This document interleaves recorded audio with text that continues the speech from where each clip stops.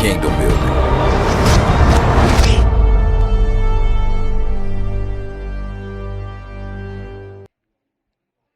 All right, Shemot chapter 6, let's get it.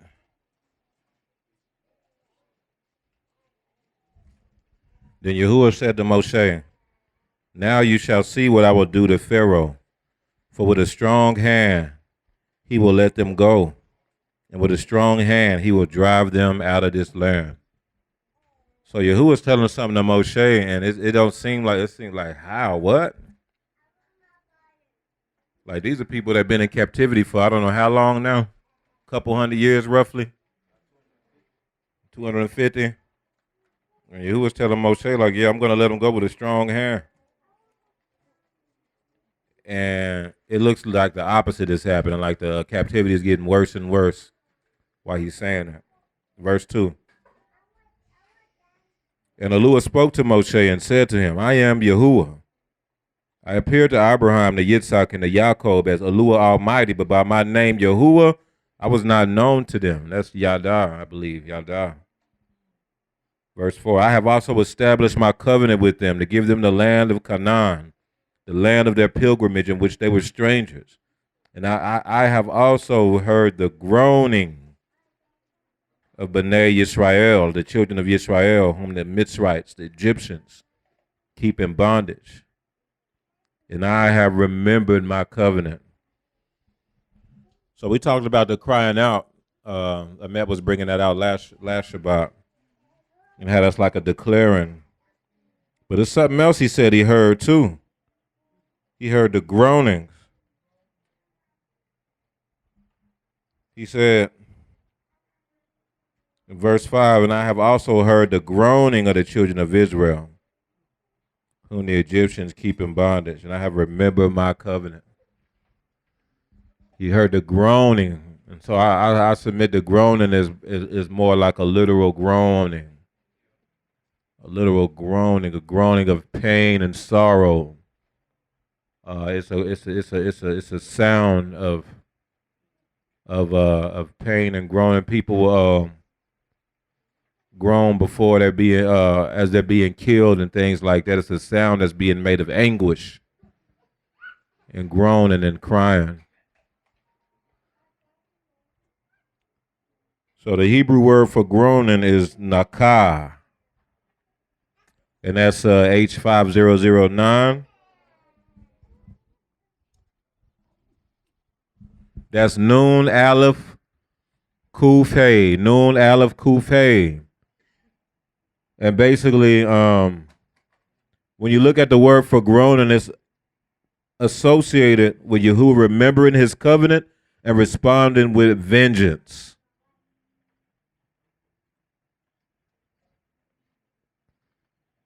When this word is connected with the nation of Israel, it's always referring to in that type of context.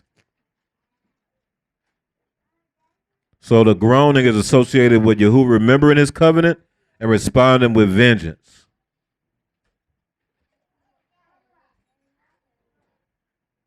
We'll give you an example. Let's go to Exodus 2:24.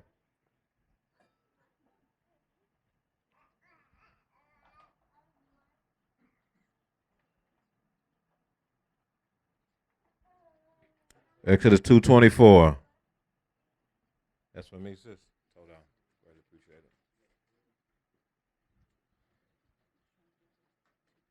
it. It says, so Yahuwah heard their groaning, and Yahuwah what?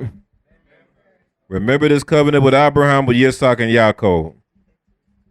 There's a association with that. Go to Judges chapter 2. Or Shoftim, Judges chapter 2, verse 18.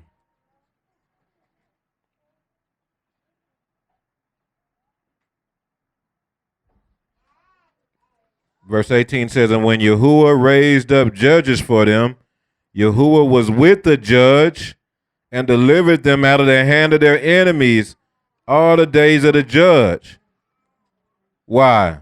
For Yahuwah was moved to pity by their because of those who oppressed them and harassed them. Nakah.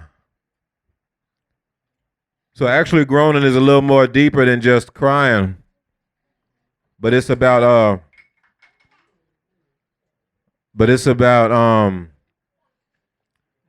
it's associated with remembering the covenant, with Yahuwah remembering his covenant that he made with the seed and responding with redemption and vengeance and or vengeance. They really go hand in hand together. All right, so let's break it down. So the word Nakah is Nun, Aleph, Kuf, Hey. Nun is the seed, Aleph is the strong leader, Kuf is like the sun breaking forth for appointed time, and then Hey is revelation. So it's basically the appointed time for the seed of the strong leader to be revealed. It's the appointed time for the seed of the strong leader to be revealed. And it also is associated with when the strong leader's seed is awakened with revelation. It's when the strong leader's seed is awakened with revelation. The Kuf is also the sun breaking forth on the horizon, like a waking up, a boka. So it's also a couple of ways to look at it is when a strong leader's seed is awakened with revelation. The groaning.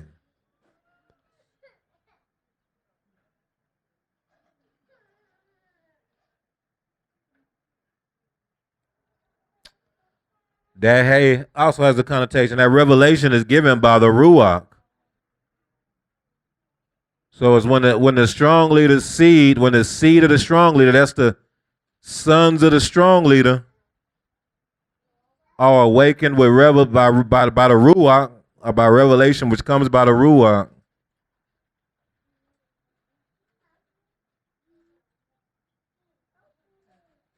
The Most High will hear the groaning and responds.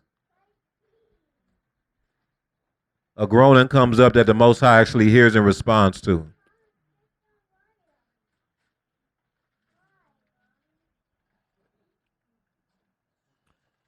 Another word that is very similar to the Nakah, groaning, is Nakam. That's the word for vengeance, y'all. So groaning is deeper than just groaning. It's not just about I'm crying. It's a way to get the strong leader to move on your behalf and to redeem you.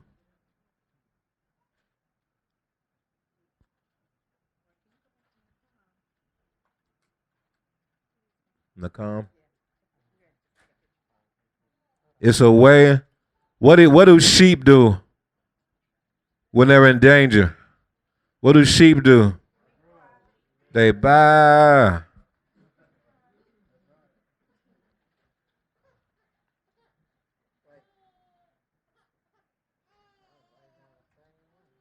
When the wolf gets in the sheep pen, the sheep start crying out, don't they?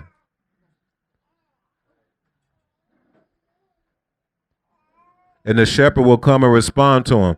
I could imagine the cries of the sheep when Melech Dawood saw that bear go off in there. What caused Melech Dawood? King Dawood was a tube shepherd. He probably was in his tiny home chilling, and the way he and the way he heard and knew that the sheep was in danger, he heard the cries of the people and responded to him. He heard the groaning of the sheep. Because it said he had to deliver one of the sheep out of the teeth of the beast. So they already had one. You know that sheep was crying out for him to know that was going on.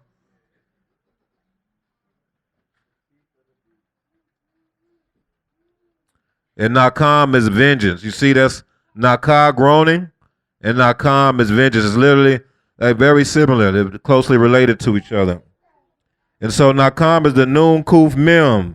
It's an appointed time for destruction on behalf of the seed. Vengeance is an appointed time for destruction on behalf of the seed. It's not a destruction on the seed, it's on behalf of the seed. Y'all get what I'm saying? Nakam. That's why when you look at We'll look at one example. Deuteronomy 32:48.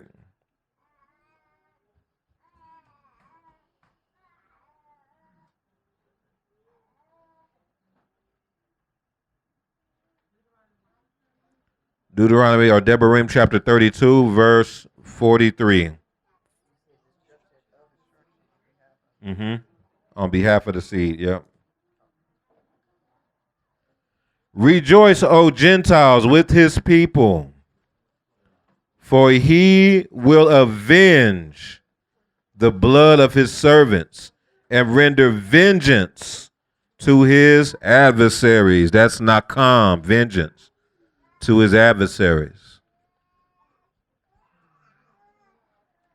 Render vengeance to his adversaries. All right, let's go back to Exodus 6.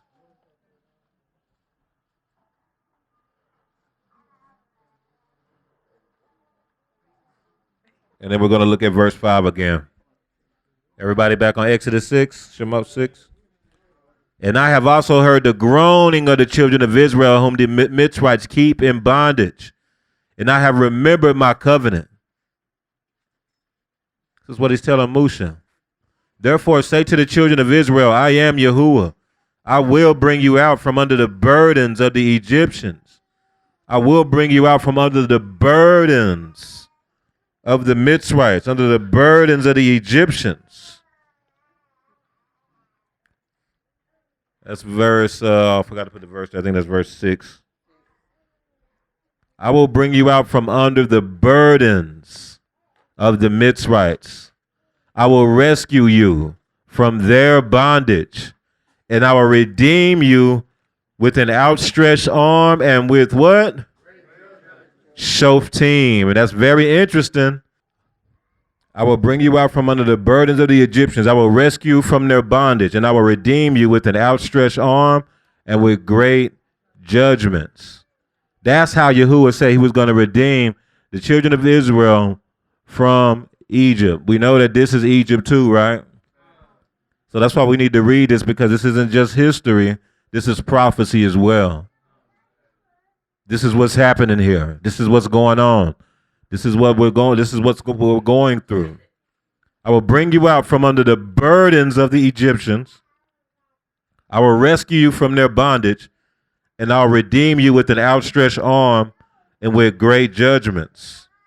So this is what I want y'all to understand. The Most High actually been really showing us big time this week.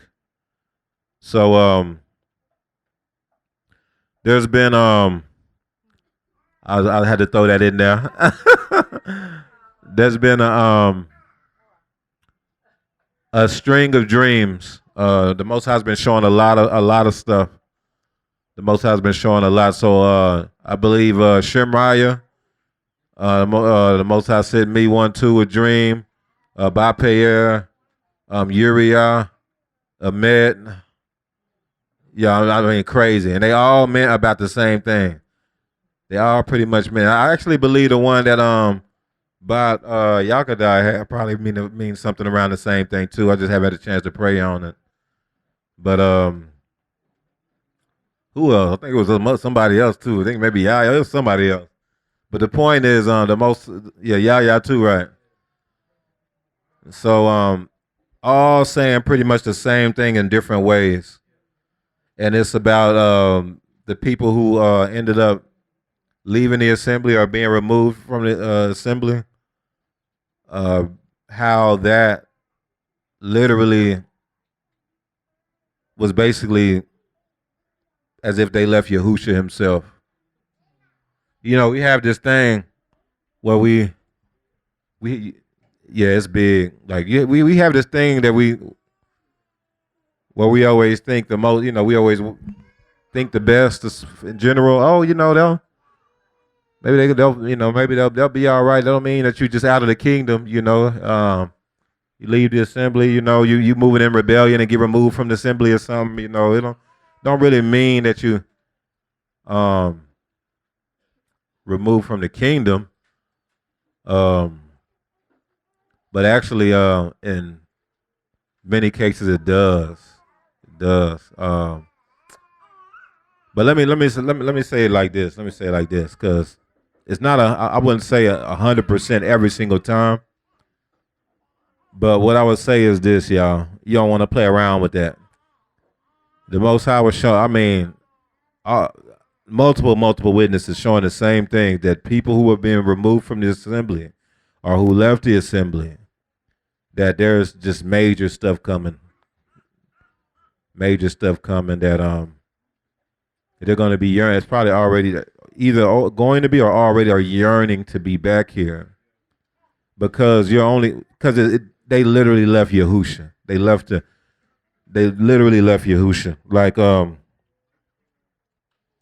because think about it. This is where if Yahusha takes you and handpicks you and puts you in one of his assemblies, then you go in there and you move in rebellion. You go against the leadership or whatever, or you just act out, move in disobedience, pop off on people, and then have to get removed. I mean, what do you? We don't look at it like that. But what do you think? Y'all saw Yahusha here today, and you came in here and you acted out and got removed or left on your own, where Yahusha specifically pulled you in and brought you to. What do you think? You tell me. That's what the Most High was showing us. So this is what happens, y'all. We are a free people. A lot of us don't realize that, but we are a freed people. Yahuwah has freed us. We actually are moving in a land of bondage as free people. Y'all know back in the day, it used to be like that. Back in the day, even during chattel slavery, they had certain towns that were like freed people were living there. Freed blacks, they would say, they would call them. And they would, during slavery, they was free. They stayed in their bubble. They didn't mess with nobody. They was tubed for many years. And then y'all know stuff happened though. Stuff hit the fan where people tried to attack them. But there was even a situation where they ended up sending a lot of them to Liberia. A lot of the free slaves, because they was worried about them, they was scared of them, that they can, help to drive an insurrection. And so a lot of them ended up going out there, going back to West Africa and flourishing there. Ended up becoming the kings out there and stuff, or what they call the presidents or the leadership out there. Until, of course, the U.S., that's a whole other thing. But the U.S. toppled that government after a while, too. But the point is, we only look at when the U.S. toppled their government, but they actually were flourishing for like 200 years before that happened, though. It was like 150 years. It was a long time. It was over 100 years before that happened. We don't think about that part. See what I'm saying? Nevertheless, my point is, by bringing all that up, is that we are a freed people, and you can take it for granted if you don't be careful, because we don't realize what high levels of bondage that Yahuwah freed you from.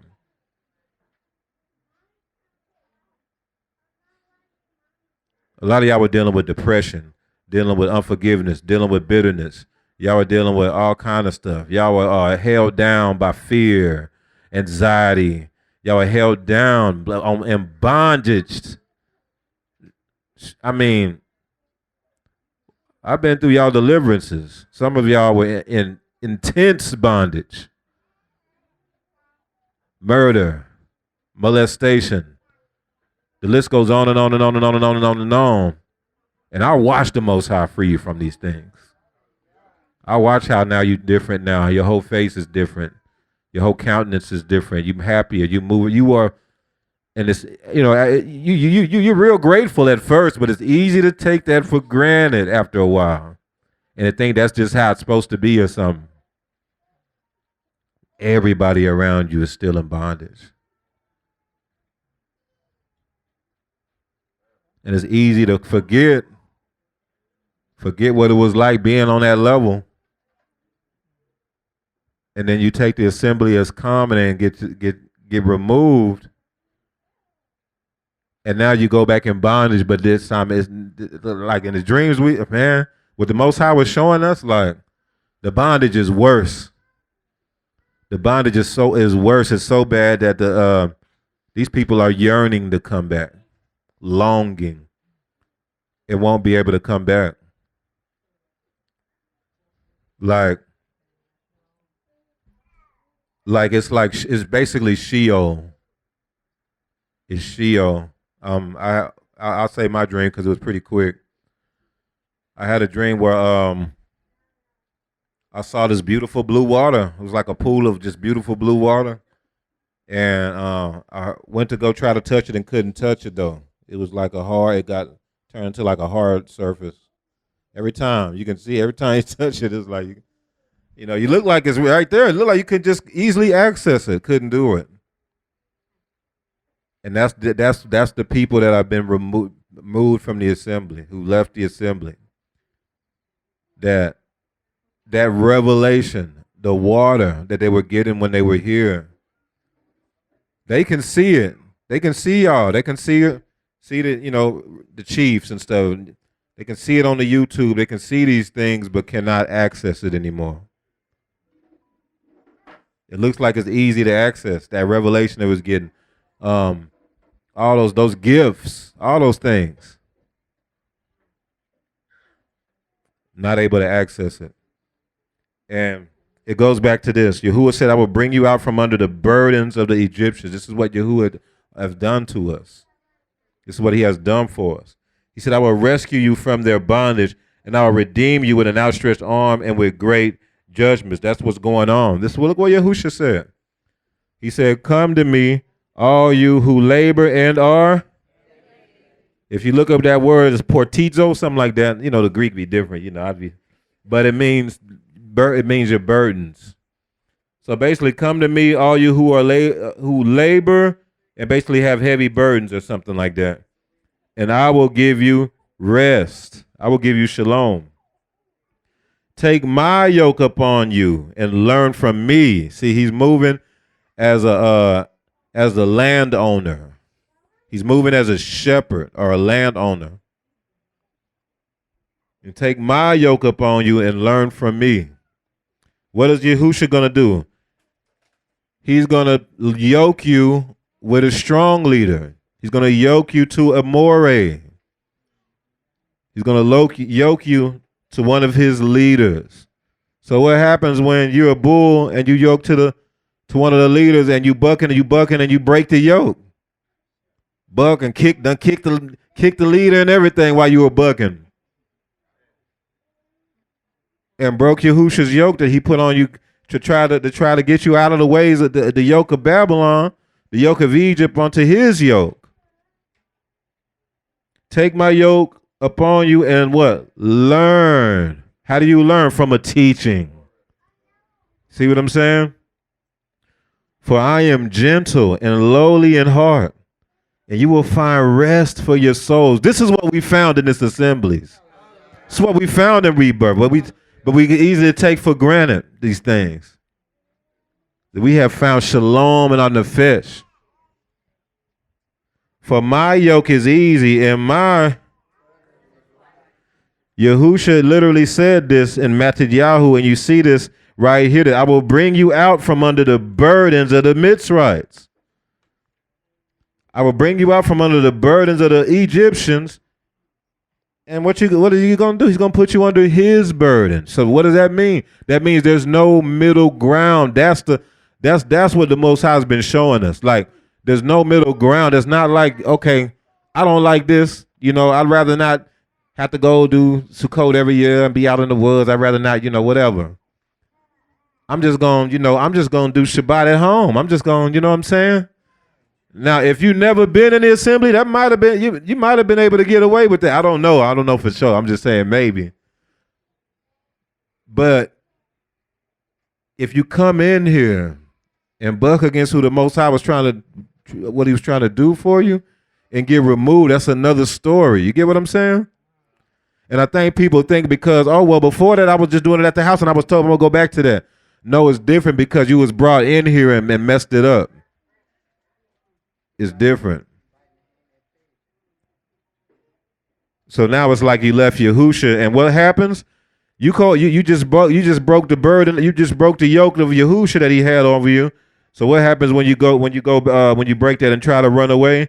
you're going right back under the burdens of the Egyptians. This is what we were seeing. This is what we were seeing all week.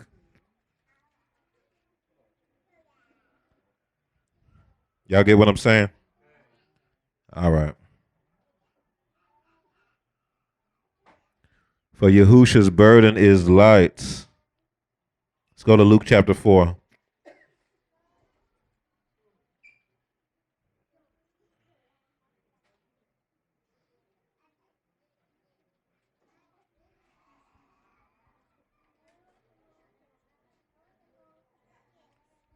There is no middle ground. You're either with Yahusha or you with the world. You're either with Yahusha or you with the world.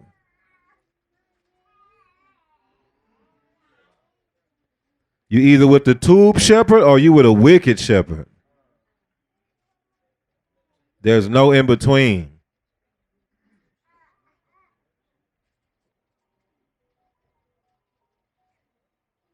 So I'm not doing what I'm supposed to do if I don't tell y'all straight up that you could get kicked out of the kingdom for acting up in here.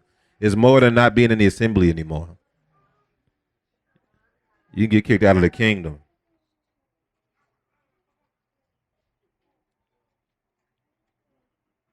All right, verse 4, verse 16. Luke chapter 4, verse 16. Y'all ready? Luke chapter 4, verse 16.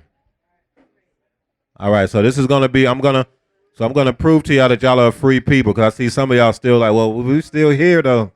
But we still, woo. Well, let's read it. Let's get into it. So he came to Nazareth, where he had been brought up. And as his custom was, he went into the synagogue on what day? And stood up to read. Ain't that in the Brit Hadashah? And you know what? I might as well bring this out too, since we talked about it in the chat. Y'all know during these days, y'all know what day they Shabbat was? It was today.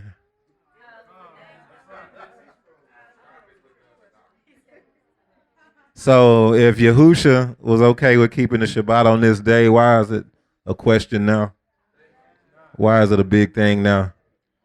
That's why y'all got to be careful, man. Be careful.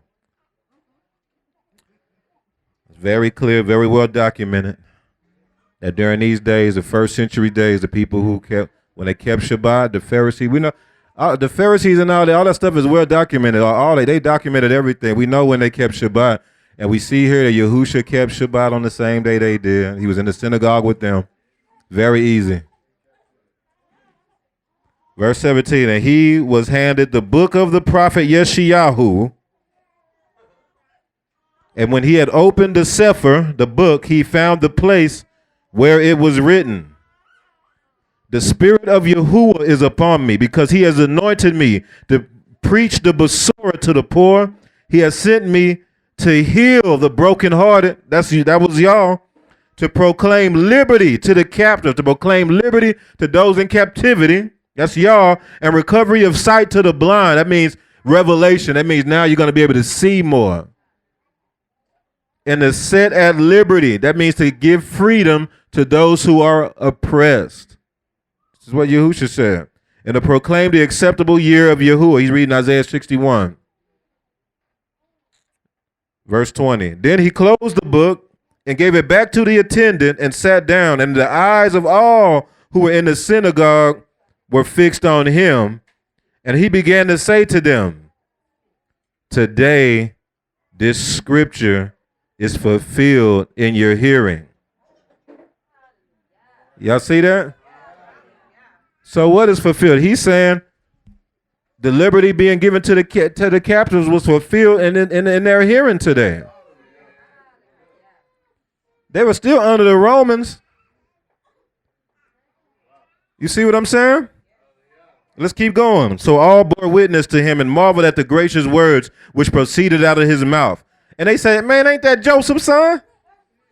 He said to them, you will surely say this proverb to me, physician, heal yourself. Oh, man, that's interesting. That goes back to what Hadassah heard. Physician, heal yourself. Whatever we have heard done in Capernaum, do also here in your country. Then he said, assuredly I say to you, no prophet is accepted in his own country. But I tell you truly, many widows were in Israel in the days of Elijah, when the Shamaim was shut up 3 years and 6 months, and there was a great famine throughout all the land. But to none of them was Elijah sent except to Zarephath in the region of Sidon, to a woman who was a widow. And many lepers were in Israel in the time of Elisha the prophet, and none of them was cleansed except Naaman the Syrian. So all those in the synagogue, when they heard these things, were filled with wrath and rose up and thrust them out of the city. And they led him to the brow of the hill on which their city was built, that they might throw him down over the cliff. Then passing through the midst of them, he went his way.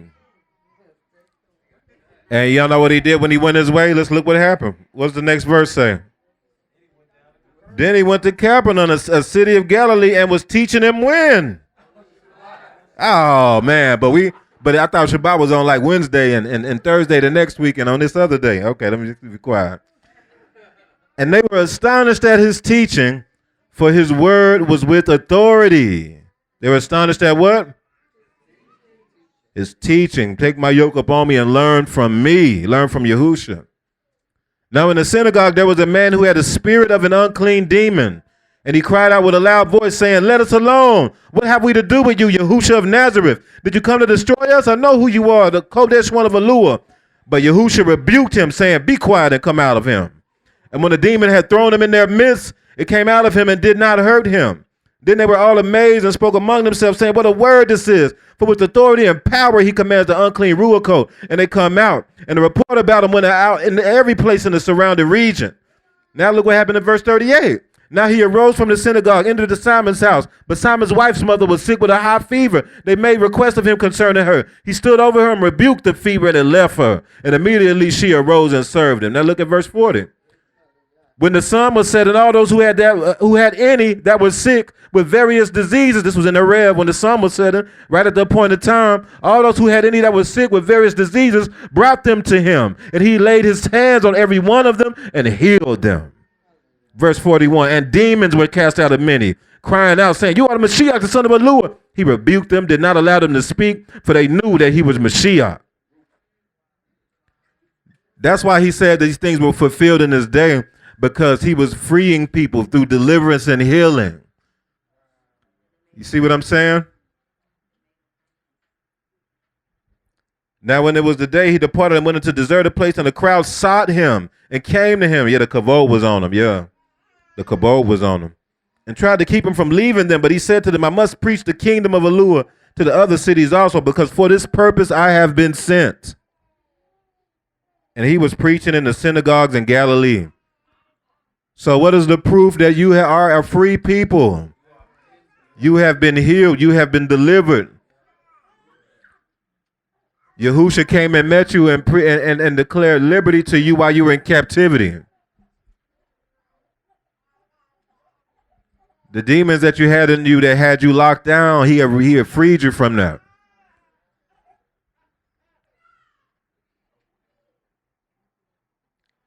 It's a very big deal, because the vast overwhelming majority of this world will never see the freedom that you have right now. The overwhelming vast majority of the world will not see that. And you have it.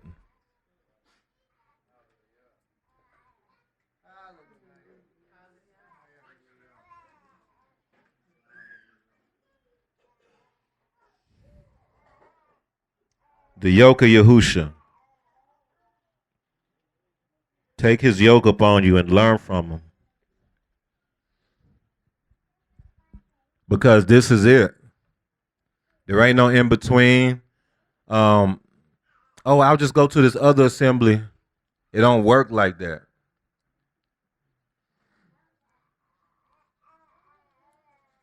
It don't work like that. You'll be, and it's crazy, man. The Chiefs actually talked about this a long time ago, man. It's crazy. I just didn't get the gravity of it until now. Yeah. Because what'll happen is you'll get removed from here, and then you'll be wandering about trying to find this again somewhere else, and you'll never find it. You'll never find it. You'll be trying to go into other places trying to insert what was going on here and there, and they not that.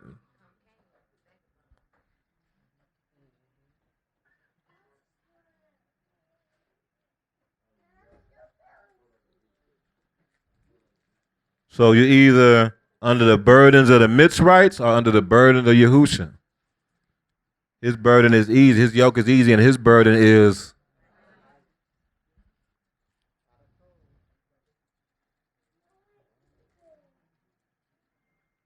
Blessed are those, Revelation 22, blessed are those who do his commandments, that they may have the right to the tree of life. In other words, blessed are those who move in obedience, in other words, that they may have the right to the tree of life and may enter through the gates into the city.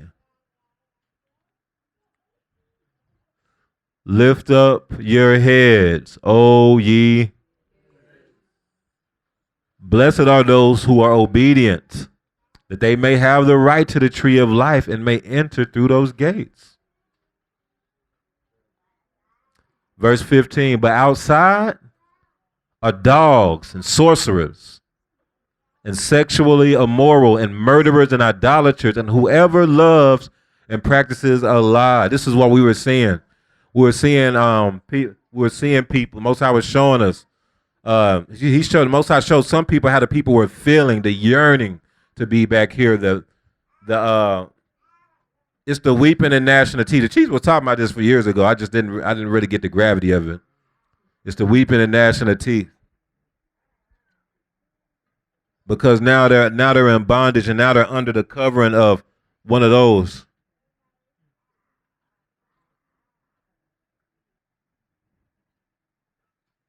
That's what's outside the gates, y'all. The dogs, the sorcerers, the sexually immoral, the murderers, the idolaters, and whoever loves and practices the lie. That's so real. It never fails. You outside the gates and you're dealing with people outside in the world, they're going to be dealing with one or multiple of those things. It never fails.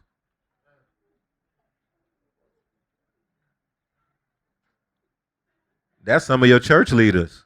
Some of your church leaders actually covers all those things. Verse 16, I, Yahusha, have sent my Malak to testify to you these things in the assemblies. He's letting you know, he's trying to tell you in the assemblies that, man, look, this is what's outside the gates. Blessed are those who keep the commandments. And look what Yahusha says, I am the root and the offspring of Dawid. That's Isaiah 11. I am the root and the offspring of Dawid. Isn't this whole covenant surrounded around resurrecting the tabernacle of Dawid? The bright and Boker star. Y'all know they call Hasatan son of the Boker?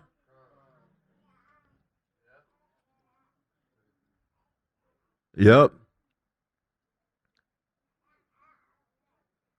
So that goes back to what I was telling you how Yahusha replaced all that. Verse 17, and the Ruach and the bride say, come, and let him who hears say, come, and let him who thirsts, man, who wants water, come. Whoever desires, let him take the water of life freely. Y'all, the dream I had, I saw that water, I couldn't even access it.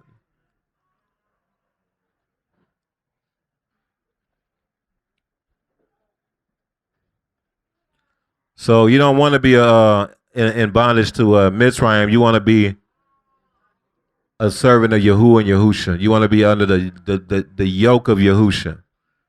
Let's see how the Talmudim looked at this. Look what Paul said. Paul, a bondservant of, called to be an apostle, separated to the Basura of Alua. That's how he opened up the book, the Romans. Philippians, Paul and Timothy, bondservants of Yahusha Mashiach, to all the Kodeshim and Mashiach Yahusha who are in Philippi. Titus 1, Paul, a bondservant of Alua, and an apostle of Yahusha Mashiach, according to the faith of Alua's elect, and the acknowledgement of the truth with accords with godliness. His yoke is easy. His yoke is easy.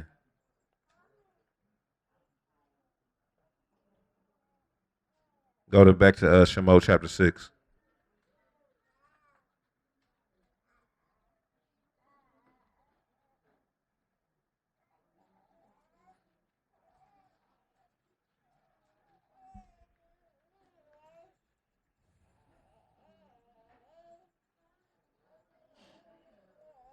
All right.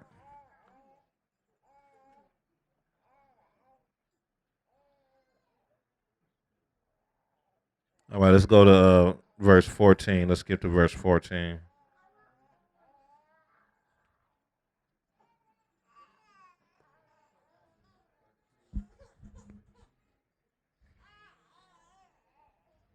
We're going to look at houses. Because see, what happened was Yahuwah in the beginning of chapter 6, he's like, man, you're going to see what I'm about to do to Pharaoh. I'm finna redeem the people. I'm finna redeem y'all. Y'all finna see what I'm about to do. Man, I'm telling you, and it don't look that way. Because what did Moshe do? He tried to go and tell the people, and they wasn't heeding him. They wasn't listening to him. They didn't hear him. Look at verse 9. Most High was like, I'm going to do all this stuff. Verse 9. So Moshe spoke thus to the children of Israel, but they were, because of the anguish of Ruach and cruel bondage. They were under the yoke of Mitzrayim. But is there an excuse to not heed? If he'd already freed you from that yoke and put you under his yoke? Wow. But because of their anguish of Ruach and cruel bondage, they could not heed Moshe. And that's how it was with a lot of us. The Most High gave us a lot of grace. Because of the Ruachs a lot of y'all were dealing with, y'all wasn't able to heed a lot of stuff at first. But then when he freed y'all from that stuff, now all of a sudden you can receive these words. You can, on a different level. Now the stuff making sense to you. You can enjoy Yahushua on another level. You can feel his Ruach. You're more sensitive to his words. You can hear him more clearly.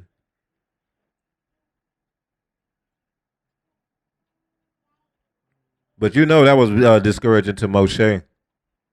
Because look at verse 10. Yahuwah spoke to Moshe saying, go in and tell Pharaoh, king of Egypt, to let the children of Israel go. So look what happened.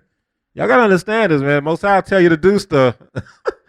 So Moshe went to the people. They didn't heed him. And, when the scripture said they didn't heed him, it probably was more than that. Man, if you don't get on over here with that, man, you done already caused all this stuff to happen, man. Now stuff is work, man. If you don't, man, go on somewhere, man. Yeah, before you mess it up for us even worse.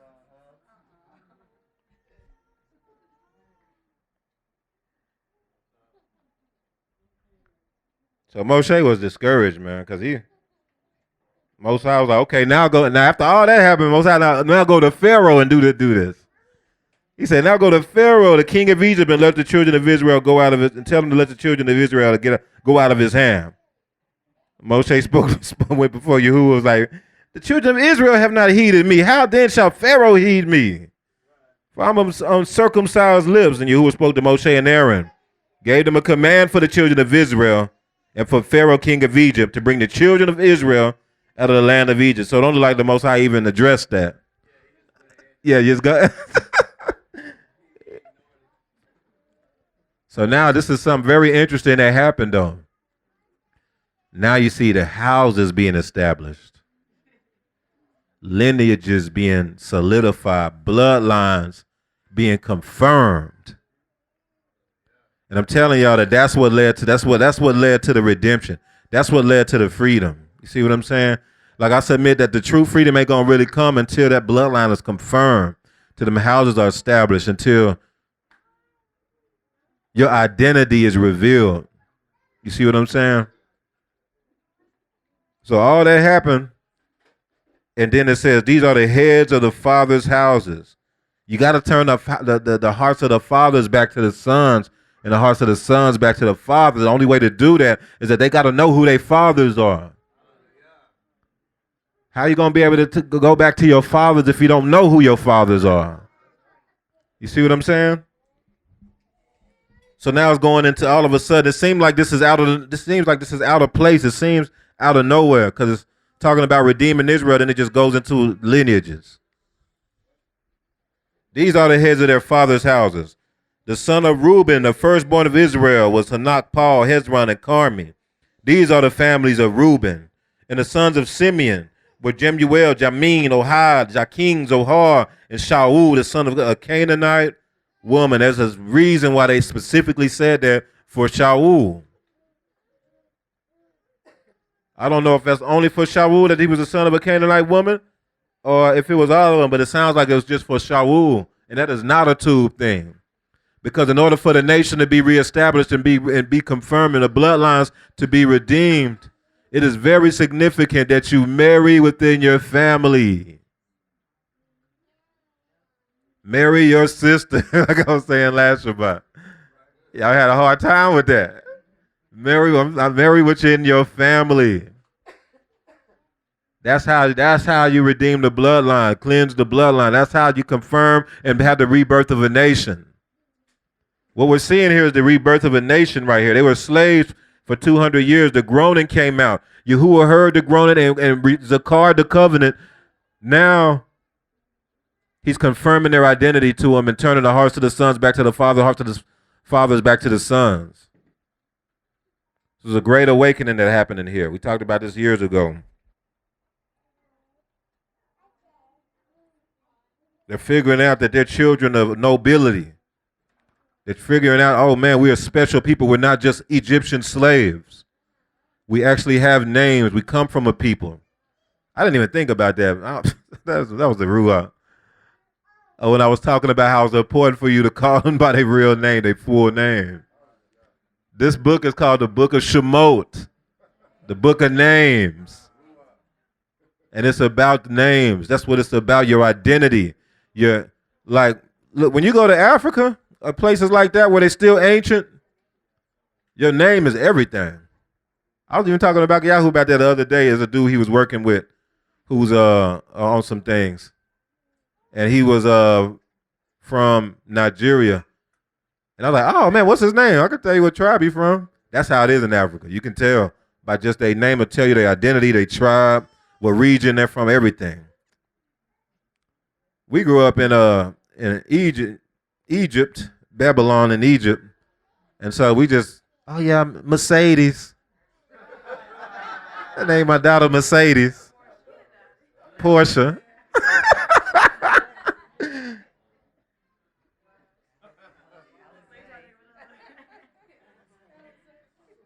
Alizé.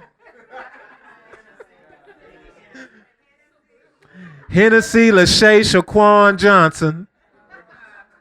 You're like, what does that mean? Oh, I just like the way it sounds. I don't know. Yeah. Alizé. Man, look. No meaning in the names. It don't mean nothing. It's just what we feel like sound told. Yeah. You can't tell nothing from the people name. Like, I mean, man. Do y'all know how out of bounds it is for us to be children of Israel? We walking around with British names. Names like John, Jim, Chad, Steve, Y'all know Brunswick. But you know what? That's probably, man, that's the Ruach. That's probably why we used to do that growing up. Oh, man, little Jay and them, come on, man. Oh, man, gonna get D in them over here, man. Ray, little man in them, man. We ain't never used to call nobody by their name. That might have been why, though. Because they more identified with the nicknames. It's more cultural for us than the British name we was given when we was born. Or I think my name was like Scottish or something when I looked it up. I think it's of Scottish Germanic origin. I'm like, oh no, man. Most High, give me a name. For real. Your name is everything. The fact that y'all know who your fathers are now. Y'all know your fathers is Abraham, Isaac, and Yaakov. The fact that y'all know that y'all are children of Dawid, most of y'all. The fact that these things have been revealed and that you've been given y'all names, and now you're going by the names of your fathers, is a sign that redemption is here and that you are free people. That you are a free people.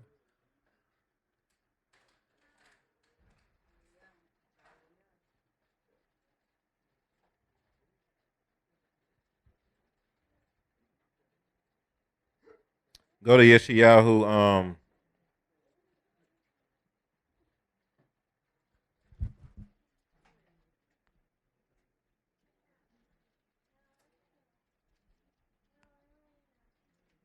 Hold on, I think it's like 40. Isaiah 44. I was close. Hold your place in Exodus 6. We're going to go back down.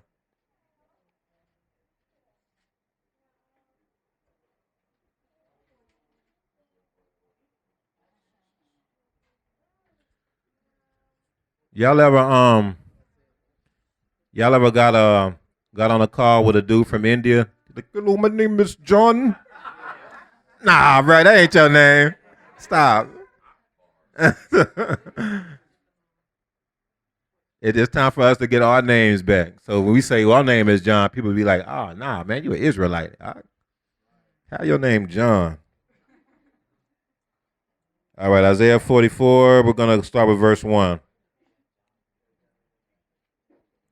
Yet hear now, O Yaakov, my servant, and Israel, whom I have. This is for those who are chosen. Thus says Yahuwah, who made you and formed you from the womb, who will help you. Fear not, O Yaakov, my servant, and you, Yeshurun, whom I have chosen. This is y'all. It's about those who are chosen. For I will pour water on him who is thirsty. This goes back to what we were just talking about. And floods on the dry ground. This is what's happening. I will pour my ruach on your descendants. I told y'all this about us. And my blessing on your offspring. And look what they will do. This is the sign that this has happened to these people. They will spring up among the grass like willows by the watercourses. One will say, I am Yahuwah's. Another will call himself by the name of Yaakov. Another will write with his hand, Yahuwah's, and name himself by the name of Yisrael. That's the sign that you are part of this prophecy that was going to happen to the descendants of Jacob one day. When Yahuwah pours his ruach on Jacob's descendants, that they will start to spring up like grass, like among the grass. That means you're springing up among everybody else. There's a resurrection, an awakening that happens among the grass, among everybody else, like willows by the watercourses. And all of a sudden, these people that spring up among all these other people will say, oh, man, my name is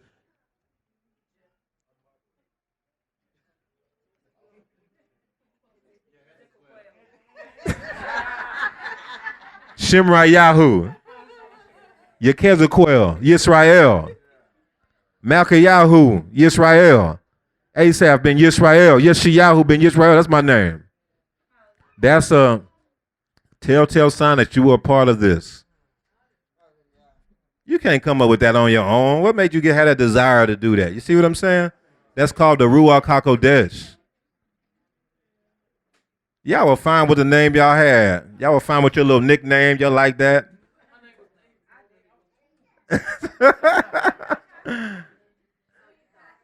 Yep. That's called the Ruach HaKodesh that put that in you. Go back to Exodus 6.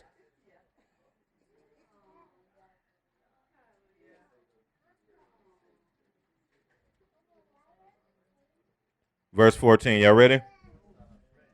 All right. These are the heads of the fathers' houses. The sons of Reuben, the firstborn of Israel, were Hanok, Palu, Hezron, and Carmi. These are the families of Reuben. And the sons of Simeon were Jemuel, Jamin, Ohad, Yakin, Zokar, and Shaul, the son of a Canaanite woman. These are the families of Simeon. These are the names of the sons of Levi. Interesting who they're naming. They started with Reuben, Simeon, Levi. The first three that were born from Leah. Very interesting, huh? Interesting. They didn't name none of the sons of the handmaidens here. They didn't name Joseph or Benjamin here. Specifically, these are the children of first three that were born from Leah. Very interesting. These are the names of the sons of Levi according to the generations. Gershon, Kohath, and Merari. Kohath. Yeah, that's another one we need to figure out on that one. And the years of the life of Levi were 137. The sons of Gershon were Libni and Shimei, according to their families. And the sons of Kohath were Amram. See, this is where Moshe came from. Izhar, Hebron, and Uzziel. And the years of the life of Kohath were 133. The sons of Merari were Mali and Mushi. These are the families of Levi according to their generations. Now Amram took for himself Jochebed, who is who?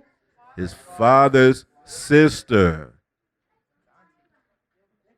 Yeah, that's how you got the pure bloodline. That's what I'm saying. This is how you reestablish houses, by marrying within the mishpachah. This is how you do it. By marrying within the mishpachah. You marrying your brothers, your sisters, your ak and a coat. And when you go through the betrothal process, the whole first part, no, that's the second part. No, the first part as well. It's more of you focusing on yourself, but it's also you establishing that person is your sister, or from a man's perspective, you're a Cody. You have to be established as you're a Cody before you can go into a marriage covenant with that person. That's the sign. That's the whole symbolism of Abraham marrying his sister, Isaac marrying his niece. Yaakov went and married his niece, cousin, something like that. You're marrying within the mishpachah. That's how you get every time when Yahuwah is involved with the marriage, whenever they married outside of the mishpachah, it didn't go well. Judah, he went and married the Canaanite woman. We talked about that, right? That went left until a person named Tamar, who was of the seed, had to trick Judah into joining with him in order to get a pure blood seed to come out of Judah. If she didn't do that, it wouldn't have been no pure blood seed to come out of Judah that the Most High kind of utilized the way that he wanted to redeem the bloodline. That makes sense, y'all? Let's keep going. So Amram, he married his aunt. So Jochebed was probably actually really old when she had Moshe and Aharon.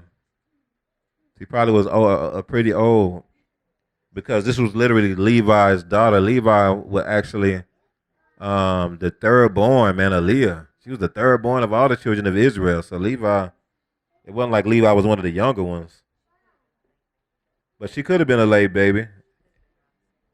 She could have been, because I know they lived till they was 100 and stuff like that. Levi probably lived pretty old. So yeah, ain't no telling. We don't know. But nevertheless, more than likely, since that's his aunt, she probably was older than Amram, though. Verse 21, the sons of Ishar were Korah, Nepheg, and Zikri. Y'all see that Korah was a son of Ishar. Y'all see that Ishar, that was Amram's brother. Y'all see that? So that was, let's look at how these houses were established. Moshe's dad is Amram. So Ishar was Moshe's uncle. So that makes Korah his first cousin. We know what happens with Korah down the road, right? All right, let's keep going.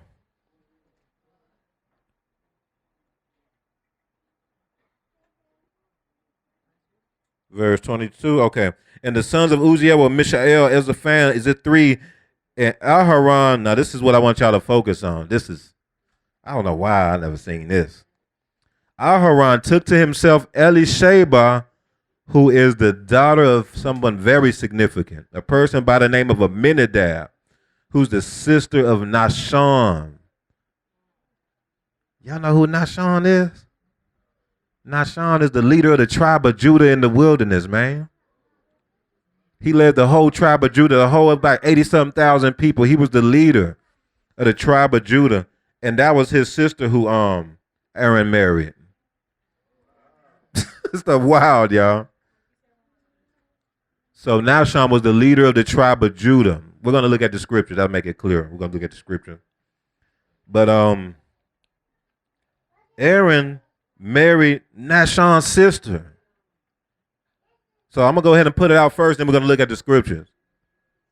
Y'all notice that the priesthood came from the sons of Aaron. So Judah was part of the priesthood from the beginning. Y'all see this?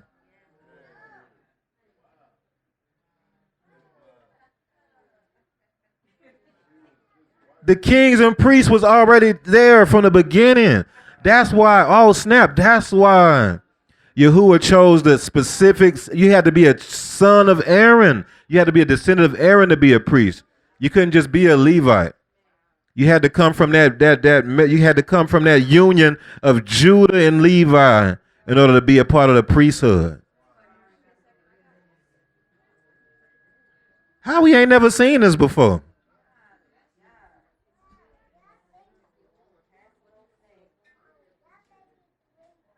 And that's what Nadab, Abihu, Eleazar, and Ithamar, they have Judah, man. We ain't know the whole time. That's Judah and Levi, man.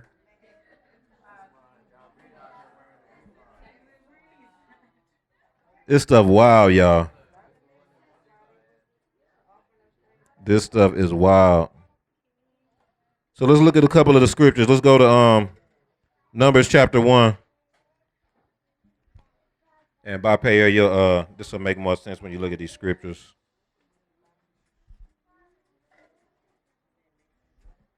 Everybody there, Numbers chapter 1? All right, it says, now Yahuwah spoke to Moshe in the wilderness of Sinai in the tabernacle of meeting on the first day of the second month, in the second year after they had come out of the land of Mitzrayim. So this was the second year that the Most High brought them out of Mitzrayim. He said, take a census of all the congregation of the children of Israel by their families, by their fathers' houses, according to the number of the names, every male individually, 20 years old and above, all who are able to go to war in Israel. You and who?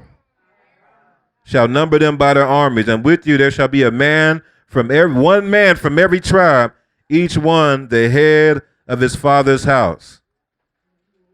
These are the names of the men who shall stand with you. From Reuben, Eleazar, the son of Shedor. From Simeon, Shelumiel, the son of Zerah. From Judah,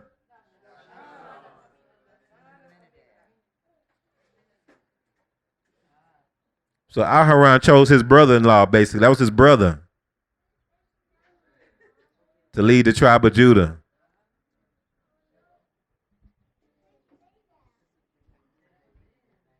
Go to First Chronicles, go to Matthew chapter 1. Keep your place, though. Keep your place. But go to Matthew chapter 1. You get it now, Payer? Okay, hallelujah. All right, let me know when y'all in Matthew chapter 1. All right, let's keep going. The book of the genealogy of Yahushua Mashiach, the son of Abraham.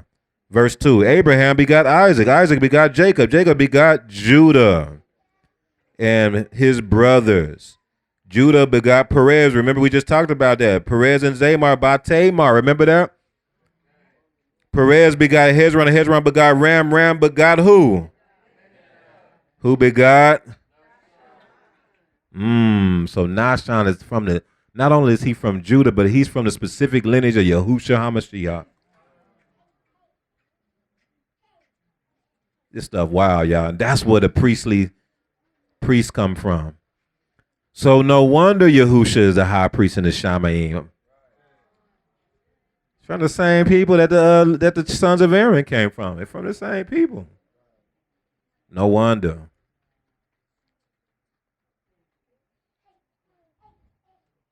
Let's go to Luke chapter 1. Keep your place in Exodus, though. Go to Luke chapter 1. So Nahshon is also the forefather of Melech Dawu. I think y'all caught that part too, right? Right, okay. So the leader of the tribe of Judah actually ended up being the forefather of Melech Dawood, Yahusha, all that stuff. All right, Luke chapter 1. Let's skip to verse 5. Y'all ready? All right.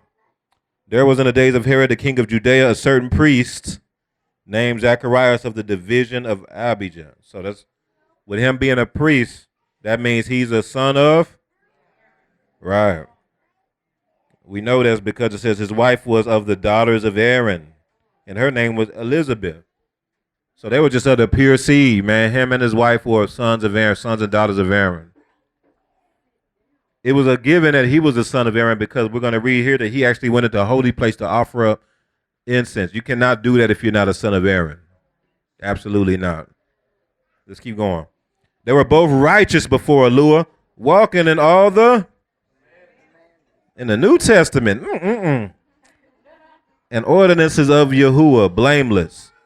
But they had no child because Elizabeth was barren, and they were both well advanced in years. So it was that while he was serving as priest before Elohim in the order of the division, according to the custom of the priesthood, his lot fell to burn incense. That's how you know he's a son of Aaron too. Can't nobody else do that but sons of Aaron. You be crazy. You try to walk up in there without being a part of that lineage. So we'll skip down. This is a great chapter, a great 80 verses, but it is great. But for the point in hand, we're just going to skip down to verse 26. Y'all there? All right. Now in the 6th month, the Malach Gabriel was sent by Elohim to a city in Galilee named Nazareth to a virgin betrothed to a man whose name was Joseph of the house of David. The virgin's name was Mary, and having come in, the Malach said to her, "Rejoice, highly favored one, Yahuwah is with you. Blessed are you among women." But when she saw him, she was troubled as saying and considered that the manner of the greeting this was. Okay, let's skip down to the point. Let's skip down to verse 39. All right, verse 39. Now Mary arose in those days and went into the hill country with haste to a city of Judah and entered the house of Zacharias and greeted who? And it happened when Elizabeth heard the greeting of Mary that the babe leaped in her womb, and Elizabeth was filled with the Ruach HaKodesh. That she spoke and said, "Blessed are you among women, and blessed is the fruit of your womb. But why is this granted to me that the mother of my master should come to me? For indeed, as soon as the voice of your greeting sounded in my ears, the babe leaped in my womb for joy. Blessed is she who believed, for there will be a fulfillment of those things which were told her from Yahuwah."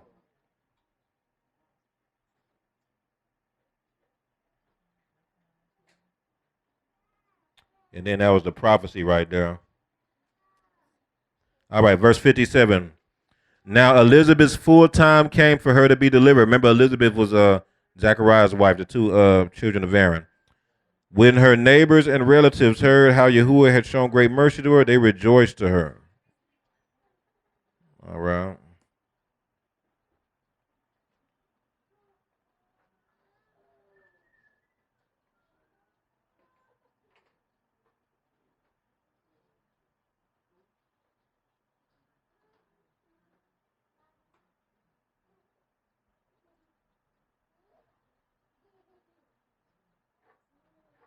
I can't find what I'm looking for. Trying to skim through it real quick.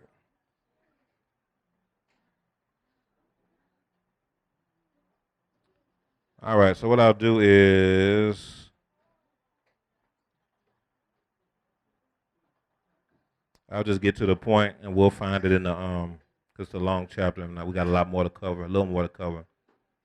But basically what the point I was trying to show is that Mary and Elizabeth are relatives. They're kinsmen. So Mary came from, she is of the lineage of the children of Aaron, which makes her a Levite.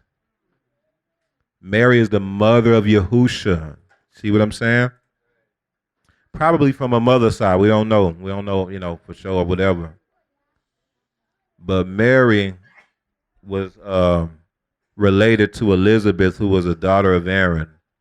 The scriptures specifically point that out for a reason. So you still see that combination between Levi and Judah, even when Yahusha was born. You see what I'm saying? But it's in there in Luke 1. It's like 80 verses. So if somebody find it, feel free to bring it out. But they are related. So Yahusha and John the Baptist were cousins. Yahusha and John the Baptist were related to each other. John the Baptist was a full-blown prophet, but he was a full-blown son of Aaron from his mom and dad's side.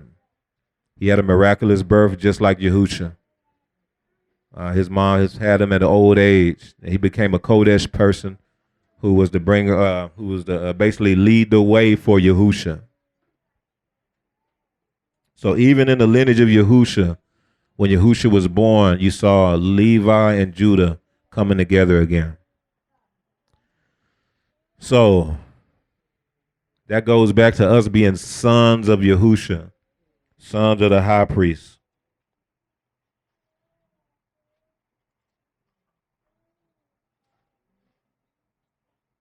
All right, let's go back to Exodus 6.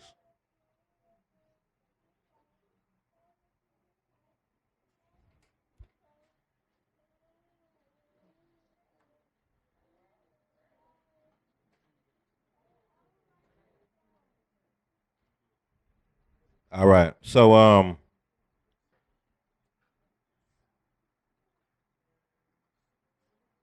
now the houses are being reestablished. You see the lineages, the fathers, their names are there.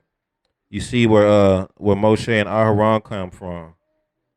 Verse 20, you see even going to Pinchas. You know, Eleazar, he had Pinchas, etc., etc.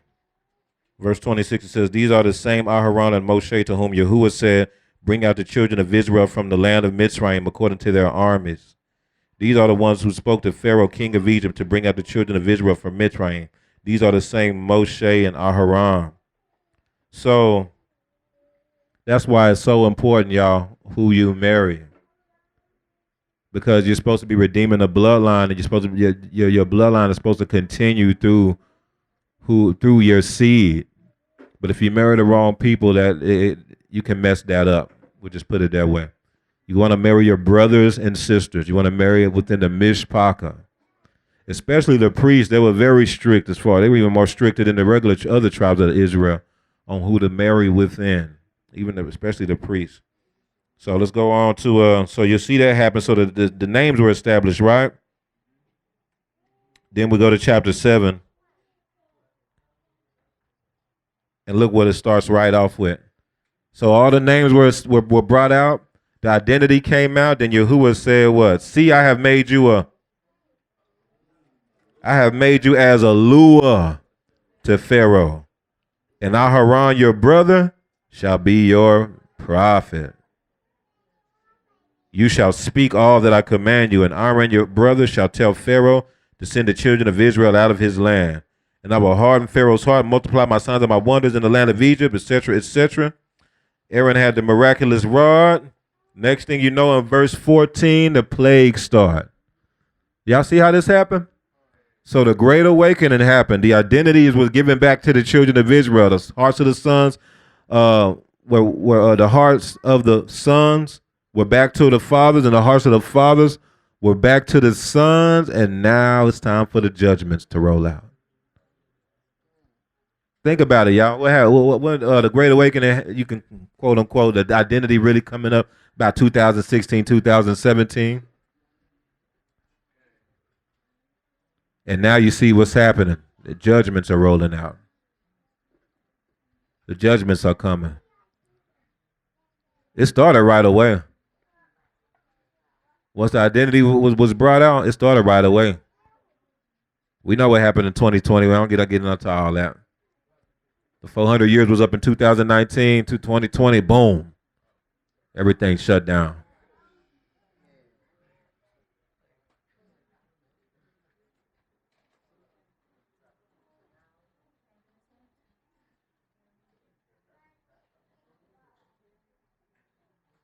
So it's all about reestablishing names. It's all about, when it comes to this redemption, the key to the redemption is reestablishing houses. Go to Ezra chapter 9 real quick. Ezra chapter 9. Hold your place. Ezra chapter 9. So y'all remember in Ezra, they were reestablishing the kingdom. They're trying to reestablish houses, but look what they dealt with here. Verse 1, when these things were done, the leaders came to me saying, thus the people of Israel and the priests and the Levites, y'all see that? The priests and the Levites.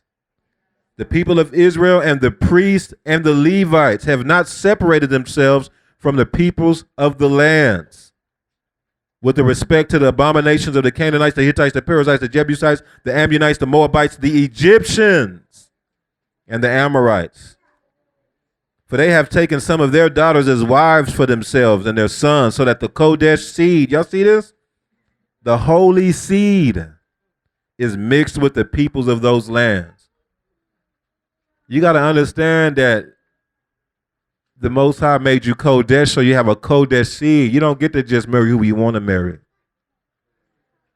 He purchased you. He redeemed you. He freed you. You're a free people. You don't get to just choose who you want to marry. You can't. You do, but you don't. You do, but you don't. As long as it's within the family, you can choose. Within the boundaries of the Most High. And so, in this instance, when you go to chapter 10, what Ezra had to do, he had them make an agreement. I think they made like a covenant to where they would actually, let's just read it real quick. I don't want to butcher it. All right, verse 18. Ezra chapter 10, verse 18. Y'all there? So they knew this was required in order to be able to rebuild the kingdom, to reestablish the kingdom, in order for them to get their redemption. Verse 18, and among the sons of the priests who had taken pagan wives, the following were found of the sons of Joshua, the son of Jehozadak. Okay. They said the names, Messiah, Eleazar, Jerib, and Gedaliah. Verse 19, and they gave their promise that they would do what? And being guilty, they presented a ram of the flock as their trespass offering. What did I tell y'all last year about the Most High said he was going to do? He said he's coming for the marriages, and there are situations he is going to actively separate. All right, y'all.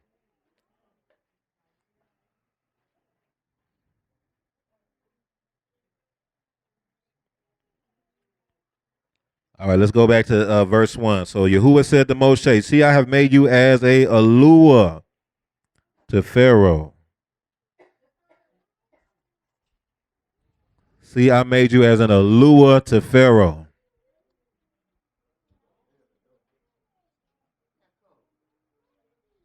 Yeah, we are Elohim on this earth. The Most High has made us to be Elohim on the earth.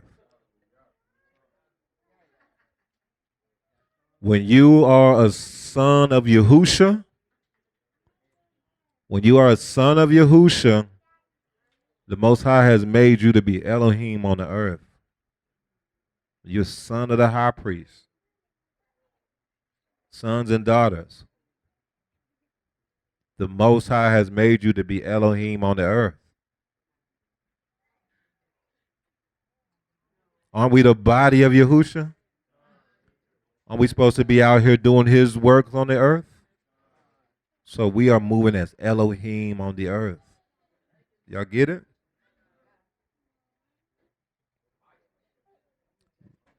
All right, let's go to Psalm 82.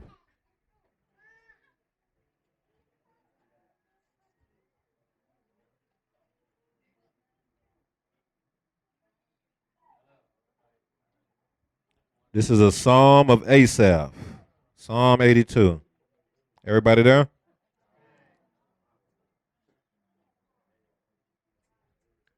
Allure stands in the congregation or the assembly of the mighty. Didn't y'all see Yahusha here today? Allure stands in the congregation of the mighty. He judges among the Elohim. How long will you judge unjustly and show partiality to the wicked? Defend the poor and fatherless. Do justice to the afflicted and needy. Deliver the poor and needy. Free them from the hand of the wicked. They do not know, nor do they understand. They walk about in darkness. All the foundations of the earth are unstable. Now look at this. I said,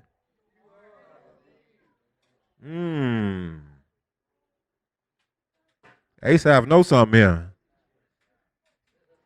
I said, you are Elohim, and all of you are sons of Yahusha? What?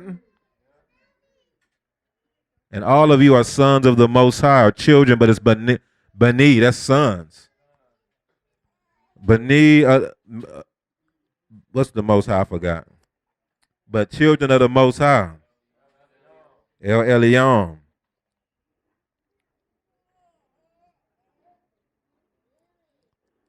I said, you are Elohim, and all of you are sons of the Most High. All of you are sons of Yahusha.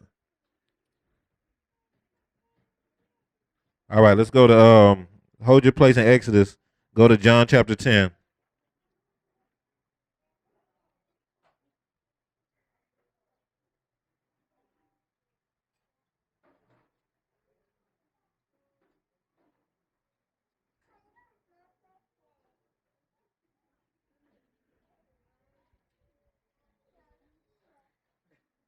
Start with verse 31. Y'all ready?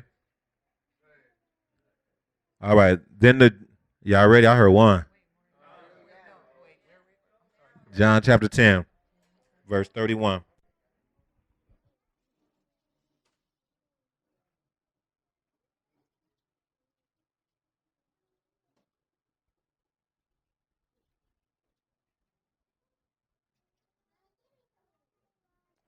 This is invigorating. All right. Then the Yahudim took up stones again to stone him. Yahusha answered them, many tube works I have shown you from my Father. For which of those works do you stone me? The Yahudim answered him, saying, for a tube work we do not stone you, but for blasphemy, and because you being a man, make yourself a lure. Yahusha answered them, is it not written in your Torah? I said, you are Elohim? I submit that that's probably Yahusha who said that. Y'all thought about that? Yeah. Yeah. If he called them Elohim to whom the word of Eluah came, and the scripture cannot be broken, do you say of him whom the Father sanctified and sent into the world, you are blaspheming because I said I'm the son of Eluah? If I do not do the works of my Father, do not believe me. But if I do, though you do not believe me, believe my works, that you may know and believe that the Father is in me and I in him. And remember, in that verse it says, "We are sons of the Most High." Therefore they sought again to seize him, but he escaped out of their hand. And he went away again beyond the Jordan, the place where John was baptizing at first, and there he stayed. Then many came to him and said, John performed no sign, but all the things that John spoke about this man were true. And many believed in him there. He was moving as an Elohim on the earth, as a Lua on the earth. And that's how we're supposed to move. We are not regular people. We are not regular people. We are Elohim on the earth. We are born of the Ruach. We are people of the Shamayim. We are not people of the world. The Most High imparted his Ruach in you and made you and caused you to be something different than everything else that's going on in this world. You are an Elohim on this earth. That's why we're walking as free people. You are of the Shamayim. You are the kingdom of the Shamayim. You are the kingdom of Eluah, the kingdom of heaven. That makes you Elohim on the earth. You are sons of Yahusha. You are part of his body. You are the body of Mashiach. It's like you are the body of Mashiach on the earth. It's assembly, it's his body. That's why it's a big deal if you get yourself removed from it. This is the body of Yahusha. That's why it's a big deal that you can get cut off the kingdom getting yourself removed. Now, this is what I'm not talking about. Oh, something came up where you had to move or something like that, or you know, um, but yeah, moving in iniquity. There were specific names the Most High gave me. Um, but yeah, things like that.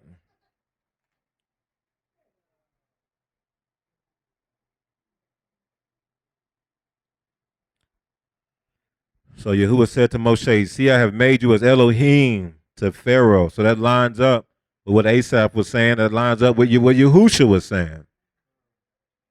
What was Moshe? Moshe was called by Allah, filled with his ruach to go and do to basically he was a Alua on the earth because he was basically moving as the doing the Most High. He was moving as Alua on the earth. He was doing the works of Alua on the earth. We're called to do the works of Yahusha on the earth. That's his body. That's why we're called his body. Moving in the worship, moving in the Gaal as a Gaal Hadam, as a redeemer of blood. That's Yahusha's work. Yahusha is the ultimate Gaal Hadam. We're just doing his work. We're moving as his body on the earth when we're doing that. That's why, I mean, healing, deliverance, that's Yahusha doing that. But we're moving as his body, so he'll use us to do that. So as Elohim on the earth, there's a kavod that comes upon this people. So y'all notice Yahusha that everybody was trying to follow him. He had whole crowds trying to come to him and things like that because there was a kavod that was on him. Glory. There's a kavod that was on him. There's been a kavod on our people for a very long time. I was talking to Chief Yahusha. He was bringing up the closest example was that you can think of was Michael Jackson. I used to bring that up a lot too. Michael Jackson would do like concerts like overseas. He'll be like in Ukraine or something. I'm just guessing, but he would be overseas in some place foreign, and people would like faint. You know, people all around the world. You can still go to places like China today, Japan, and go to the karaoke bar. They have Michael Jackson in there. What karaoke bar do you go to that's gonna have some Japanese music in there or something? I mean, yeah, we be thinking that's normal because I mean, for real, because I was, I've been overseas before. We be thinking it's normal. Oh man, okay, they got some Wu Tang, some Snoop. They got some. You go anywhere in the world, they got all music in there. It ain't like that with the other nations. It's not like that. You know what I'm saying? So, but that's a kabod that's been on us. But that's a very small. That's not even nowhere near what the kabod that he's putting on his coat is shame though. That's just a small example. But the kabod that's on the coat of shame is going to cause the nations to flow to the assemblies. They're gonna. Joseph is probably the best example. Joseph, because he had food.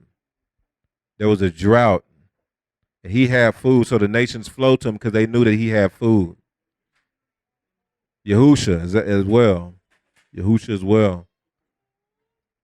But y'all, I'm telling y'all, there's a drought in the word. There's a drought in revelation. There's a drought in water. And the Most High is making it to where we're the ones who has it. It's going to cause the nations to flow. It's already happening, but it's going to cause them on a bigger level to be flowing to the seven assemblies because they know that we have water and there's a drought in the word, a drought in revelation, a drought in bread and grain because of the kabod the Most High put on us. So the Hebrew word for kabod is kaf, bet, yod, dalet. Kabod. Kabod. And so what I got out of that is these are the blessings that come to the house that's secure to Yahusha. So these are the blessings that come to the house that's secure to Yahusha. Are we a house that's secure to Yahusha? All praise to the Most High, for the kabod belongs to you. Because we're a house that's secure to Yahusha. So what comes with that? What comes with kabod? What comes with kavod is the revelation, the oracles, the prophecies, the water, the bread, just like Joseph. The kingship, the rulership, the honor.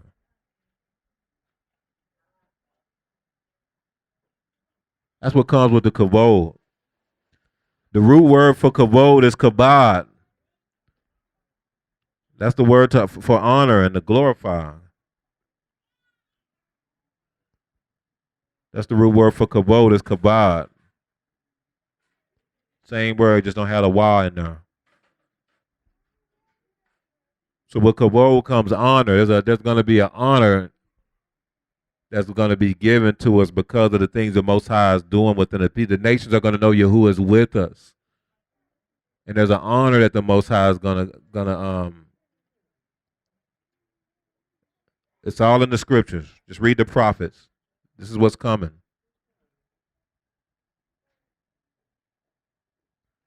And Shemaiah brought this out.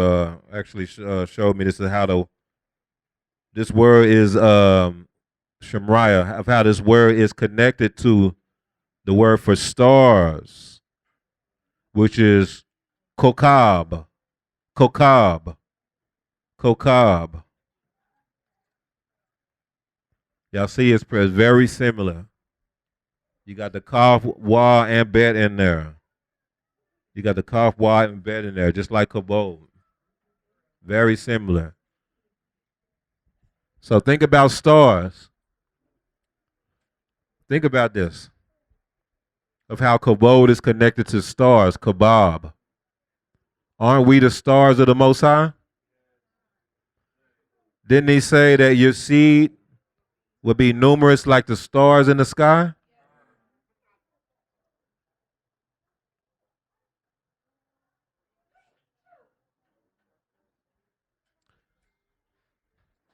Remember what Hasatan said here in Isaiah 14? For you have said in your heart, I will ascend into heaven. I will exalt my throne above the stars. Kabab. He wanted the kavod of the stars, of the Kodashim. I will exalt my throne above the stars of Alua. I will also sit on the mount of the congregation. He wants to sit in the assemblies on the farther sides of the north. This was in the Torah portion. Shemot 9 verse 17, it says, as yet you exalt yourself against my people, and that you will not let them go. So Pharaoh was trying to exalt himself above the stars. Why do you think he was trying to do that? He was driven by Hasatan. You exalt yourself against my people, and that you will not let them go. So Pharaoh was trying to exalt himself above the stars of the Most High. The kavod. Revelation 12. Now a great sign appeared in heaven, a woman clothed with the sun, with the moon under her feet, and on her head a garland of. That's showing already right there that we are the stars, but not only that, the word for stars is associated with kavod. That the kavod belongs to the stars. Genesis 37, this was Joseph's dream, right? Then he dreamed still another dream and told it to his brothers and said, look, I have dreamed another dream, and this time the sun, the moon, and the 11 stars bow down to me. And like we talked about, Genesis 26 verse 4 says, I will make your descendants as numerous as the stars. That's Genesis 26 verse 4. The Most High said that more than that time, but that's just one example. So no wonder they call people like Michael Jackson, Magic Johnson, no wonder they call them stars. Oh, snap. Because the stars are supposed to be Elohim on the earth. Oh, snap. Why do they call them idols? They call them idols because they're really false Elohim. Because a lot of their kavod was given to them by Hasatan. We talked about that for years, huh? A lot of these people who are in industry and getting all this they done made covenants with Hasatan. They made covenants with the marine kingdom and did all that stuff to get that wealth and rich and fame, and all that stuff. Fame, wealth, riches. They make covenants with the marine kingdom in order to get that. And so now they're called idols.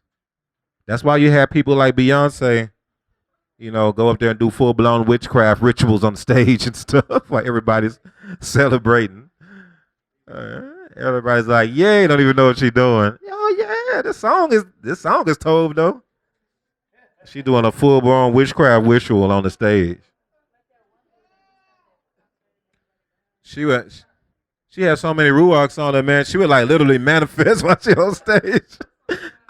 Nobody be noticing it though.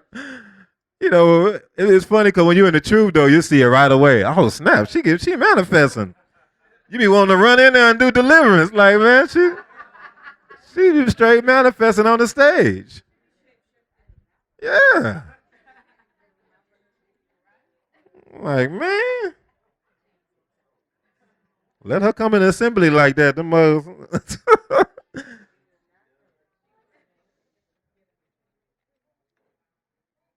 Nah, but she been dedicated. I wouldn't even do that type of work. You'll be having to. You would have to.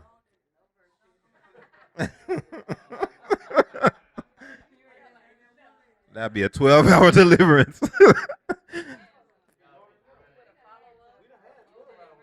Yeah, that'd probably be longer than that. Oh snap! But yeah, so the kavod though, I don't think y'all understand what's coming though. With regard to this kavod, and the best way to explain it is that rebirth is going to be really famous on the earth, really renowned on the earth. The Most High is doing it. This don't got nothing. This is because of the covenant, and it's about the work that He has for us to do. That's basically, we talked about this before, but just lining that up real quick. So nevertheless, let's keep going. So you go into chapter 8, and now you see these plagues.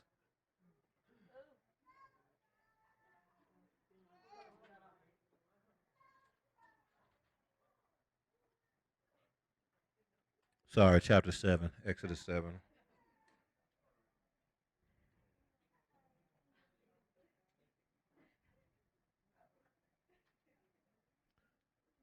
All right. Exodus 7, verse 14. Y'all there? So Yahuwah said to Moshe, Pharaoh's heart is hard. He refuses to let the people go. Go to Pharaoh in the boker when he goes out to the water, and you shall stand by the river bank to meet him. And the rod which was turned to a serpent you shall take in your hand, and you shall say to him, Yahuwah Eluah of the Hebrews has sent me to you, saying, let my people go, that they may do what? Y'all reading along? Let my people go that they may do what? Serve me. What does this mean? Y'all listen to this. When you've been freed, and now you're a free person, it's not just so you can be happy and free. Now you're supposed to serve him with a whole heart.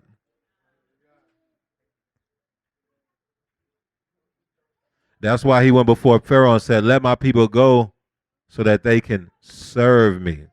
Let my people go so that they can offer sacrifices to me. This is about, we're not being free just to be able to be happy and live our best life. Now, what comes with that is you do get joy and happiness, and you do get to live your best life. It is a byproduct, but it's so you can serve Yahuwah. So you can abide Yahuwah.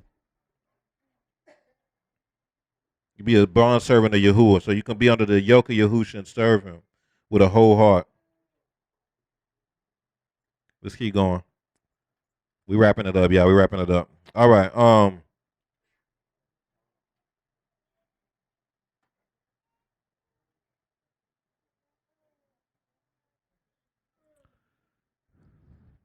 So he struck it, and all the water turned into blood. And the fish that were in the river died. The river stank, and the Mitzrites could not drink the water of the river.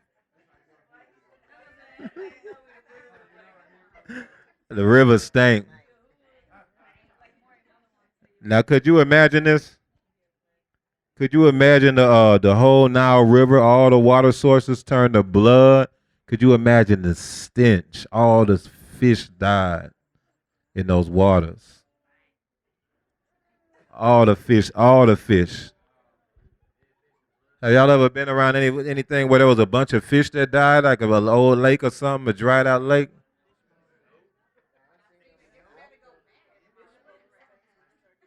So think about that times 20.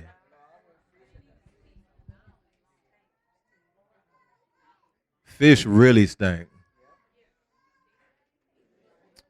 And the Egyptians could not drink the water of the river. So there was blood throughout all the land of Egypt. So the Egyptians were trying to access water but couldn't access it. Y'all remember what I was talking about earlier? The Mitzrites could not access water. They wanted to, but they couldn't. When they tried to access water, all they would find is blood. The Most High is wild. Let's go to Revelation 14. Revelation 14 is going to give it away why he did this. I submit.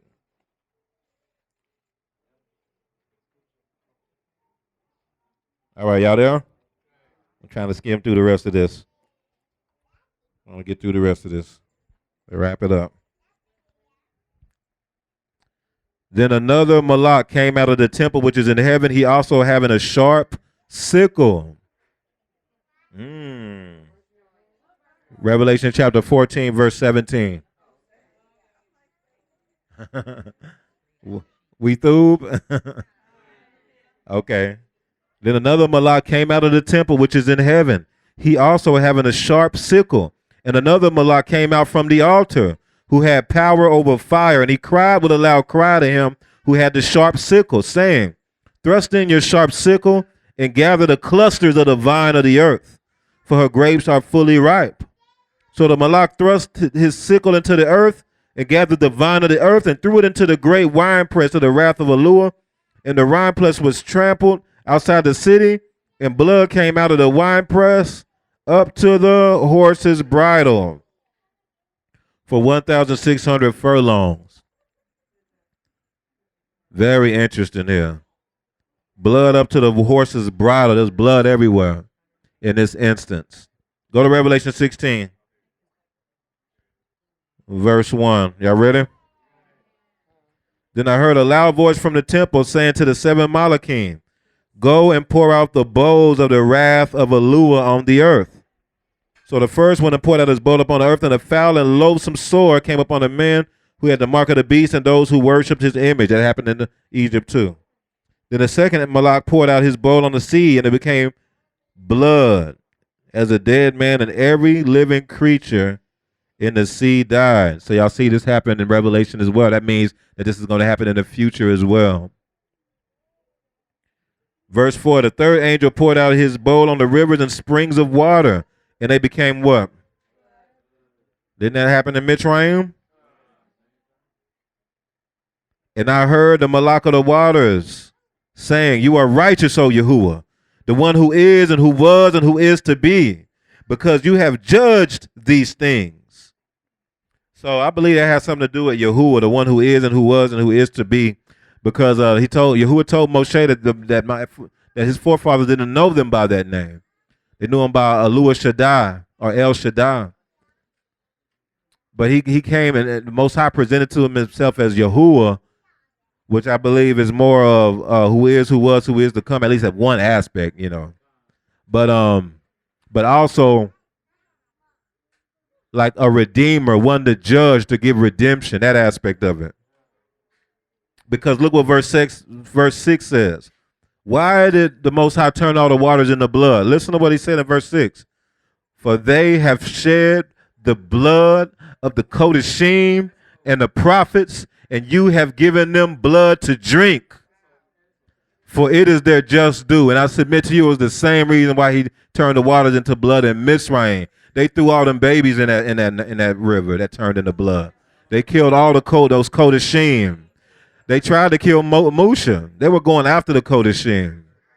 And because of that, Yahuwah is giving them blood to drink. They try to access water and they cannot access it. All they're getting is blood.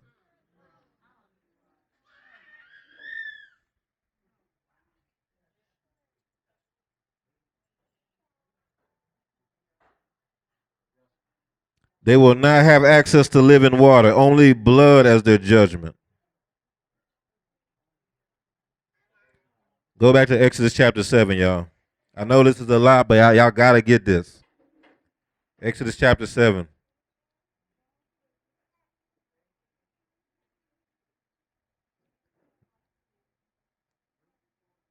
Go to verse 24. Y'all ready?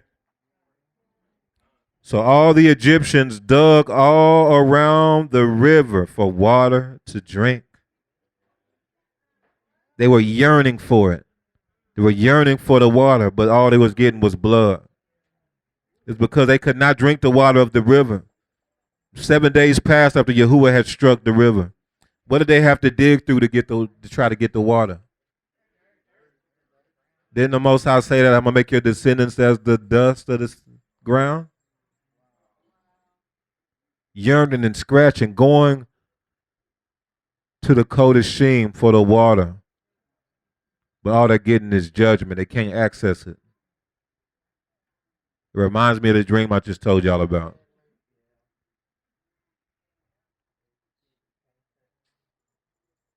This stuff is really serious, y'all.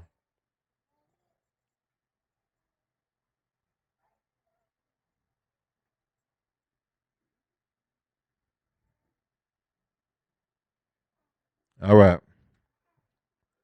But when Pharaoh saw that there was relief, after all that happened, it's verse 8, verse 15. But when Pharaoh saw that there was relief, he hardened his heart and did not heed them as Yahuwah had said. Don't be a Pharaoh. Don't be the one who only cries out to Yahuwah when things are tough. And then as soon as things get comfortable for you, you back in iniquity. A lot of y'all was like that. A lot of y'all don't be that. Be tube even when you're comfortable. Be zealous with Yahuwah. Zealous in your prayer time even when you're comfortable and everything is tube. Don't wait till you're dealing with pain and things are hard to cry out and to be zealous with Yahuwah all of a sudden. Then when he answers your prayers and things are tube, you don't pray as much no more. You watching more TV. When things was hard, boy, you wasn't watching no TV. You was fasting. And then when things get comfortable, oh, now you just kind of get with Yahuwah whenever you feel like it, whenever it's convenient.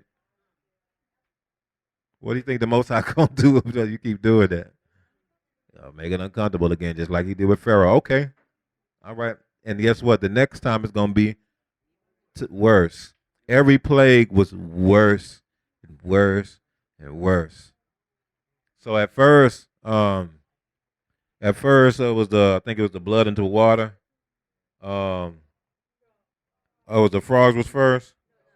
Then it was the frogs, and that's just disgusting. They said the frogs was all in the houses and everything. It's just disgusting. That jug is disgusting, man. Them things are nasty, man. Them things be slimy. And you know how y'all know how frogs are. They'll get stuck places and die. They'll die. And they got stuck under you get stuck under the dryer. You don't know what that smell is in the dry room. You're like, man. Yeah, man, attractive snakes. That's a 2 point. So you had the frogs. It just started getting more and more. And so remember when the water turned into blood, they They were digging through the dirt to try to get water. It says, I'm telling y'all, whenever y'all see details like that in the Torah, that seem like that, there's always something to that. Almost all the time. So now this is the next one is the plague of lice, right? Let's look at this, verse 16, chapter 8, verse 16. Y'all there? Yep. You the Torah portion bot, and you didn't go that far. How? Oh, okay. We're going to have a talk.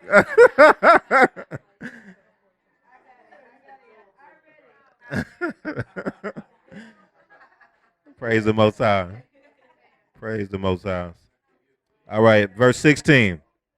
All right, let's get back in there, y'all. We wrapping it up. Verse 16. So Yahuwah said to Moshe, say to Aaron, look at what Yahuwah told him to do. Stretch out your rod and strike what? Y'all see what's happening here? Didn't Yahuwah say, I'll make your seed as the dust of the earth? They were just digging through the dust to try to get water. They were digging, they couldn't do it. Then Yahuwah said, okay, take your staff and strike the dust. Strike the ground. They were digging to try to get water. And guess what's going to happen out of that strike? Oh, that became lice throughout all the land of Mizraim. So I do think that that I don't believe it was lice. That's kind of like culturally, they're really gnats. Yeah. Yeah. Yeah. And they did so, for Aaron stretched out his hand with his rod and struck the dust of the earth. Everything too.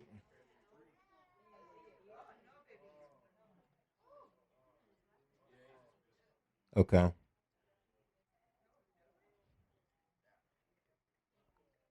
So Yahuwah said to Moshe, say to Aaron, stretch out your rod and strike the dust of the land, so that it may become lice throughout all the land of Egypt. And they did so, for Aaron stretched out his hand with his rod and struck the dust of the earth.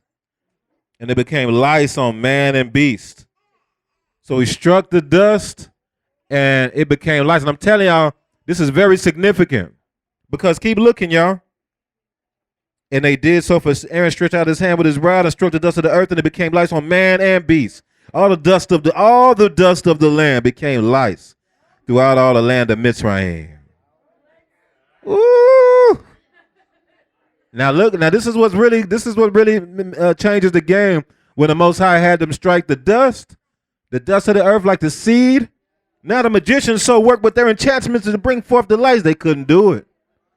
They couldn't do it. And look what they said. Verse 19. Then the magician said to Pharaoh, this is the finger of Alua. Oh, snap. Didn't Yahuwah write the Torah with his finger? Judgment. He's saying this is the judgment of the Most High. Oh, that was part of the half Torah? Oh, okay. I thought you said that was part of the half Torah. Go to John chapter 8. John chapter 8.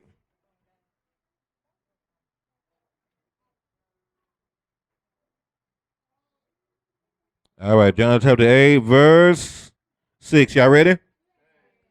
This they said, testing him. So this was about the woman that they caught in adultery, right?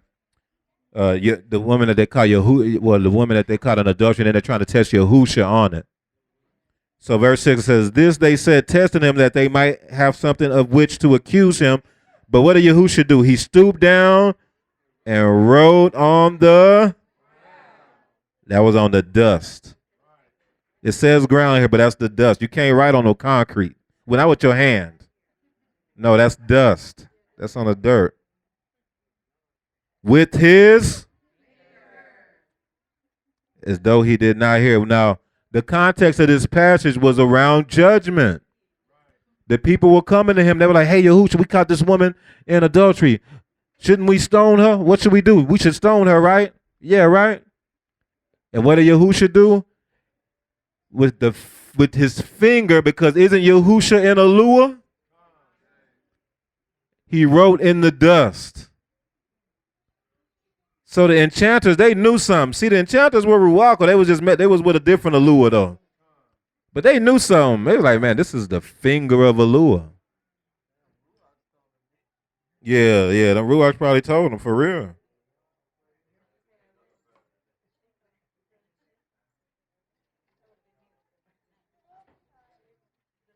All right, let's go back to Exodus chapter 8.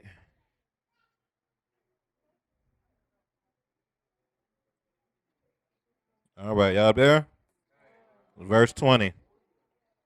We're wrapping it up. We're wrapping it up. So, this was the first time that the Israelites were not affected by the plague, was when he struck the dust of the ground. This was the first time when he struck the dust of the ground that the Israelites were not affected by that plague. All the other plagues was like stuff going on, like the water, things like that, but they're getting worse and worse every time. See, because you know what gnats do? They fly all over you. They in your ears. They in your hair. So now this is something. You know, the frogs, they kind of mind their business. They disgusting, but they're trying to run away from you. But that's next, almost there. But let's look at verse 20. And Yahuwah said to Moshe, rise early in the boker and stand before Pharaoh as he comes out to the water. Y'all see this? It's just like how it was with the whales in a sense. They would come during the boker, which is really, it's the prayer time. But Yahuwah's like, yeah, go up there during the prayer time. When he comes out to the water, then say to him, he going to get some water, all right. Say this to him. Thus says Yahuwah, let my people go that they may. I'm telling y'all, it's very important as a free people that you serve Yahuwah. Or else, if you will not let my people go, behold, I will send swarms on you and your servants. It says swarms of flies, but it's really swarms. It's really like all kinds of different sorts of flying bugs on your people and into your houses. The houses of the Egyptians shall be full of swarms, and also the ground on which they stand. And in that day, I will set apart the land of Goshen, in which my people dwell, that no swarms shall be there, in order that you may know that I am Yahuwah in the midst of the land. I will make a difference between my people and your people. So he's really saying I will make like a redemption or a ransom between my people and your people. Tomorrow this sign shall be, and Yahuwah did so. Thick swarms of, no, it's a thick swarm.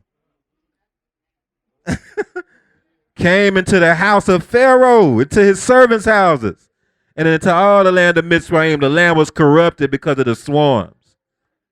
So now these plagues are like affecting Pharaoh directly, like in his face. They're getting worse. They're flying all in his face. He's breathing them in. You try to fall asleep. You ever try to fall asleep and then you're like, they can't sleep. They can't do nothing, man. These swarms is everywhere. They like crawl in their nose as soon as they fall asleep. Oh, man. Mosquitoes too. That's part of the swarms. So they biting them. You're right though. That's a 2 point.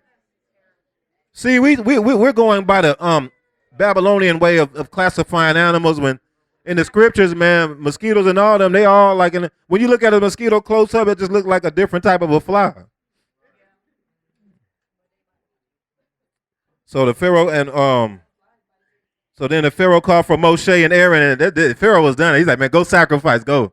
He said, go sacrifice to your Alua in the lamb. Because when that was going on, it wasn't nothing going. Goshen was tube. Because the Most High made a distinction. So this is what I want y'all to put. Oh, this is what I really want y'all to get. Why were the flies not hitting Goshen? It's because the Israelites were set apart. It's because the Israelites were anointed. It's because the Israelites were anointed. Israelites were anointed. They were the sheep that were the anointed sheep. They were the Kodashim, the set apart anointed sheep. So what a tube shepherd does, he anoints his sheep with oil to keep what from them? Flies, gnats. They'll fly in their eyes. They'll go in their ears. They'll do all that. But what the tube shepherd will do is anoint them with oil, and it acts as an insect repellent. But the tube shepherd only gonna do that with his sheep. He ain't concerned with the other ones out there. You see what I'm saying?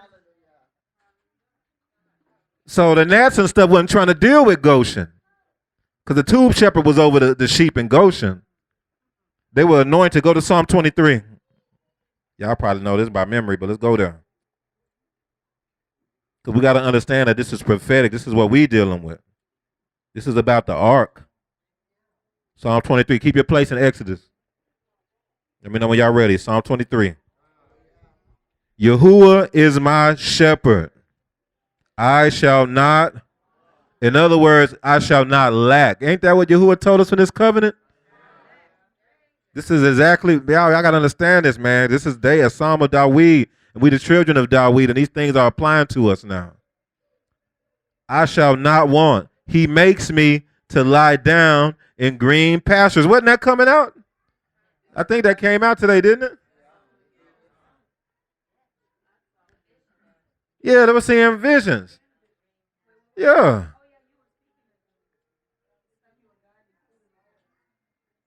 The Most High told me to specifically bring this out. He makes me to lie down in green pastures. He leads me beside the still waters. He restores my soul. That's a ruka. That's deliverance. That's healing. That's what the tube shepherd does. That's what Yahushua was doing when he was on the earth. That's why we are free people. He leads me in the paths of righteousness for his name's sake. Didn't we just talk about names? Didn't we just talk about how we now call ourselves by the name of Yahuwah? We call ourselves Yahuwahs. We call ourselves by the name of Israel. That prophecy was fulfilled and applying to us because we are called by his name, and he's doing these things for his name's sake, leading us in the paths of righteousness. He leads us and makes us to lie down in green pastures. I had a dream not that long ago when I was literally laying down in green pastures. Literally. Come on. And what made you even look at that dream at that point in time? I sent you that dream a couple of days before that. And the Most High told you to just look at that all of a sudden, right when I was going to talk about that. See, that's wild. That's Yahuwah.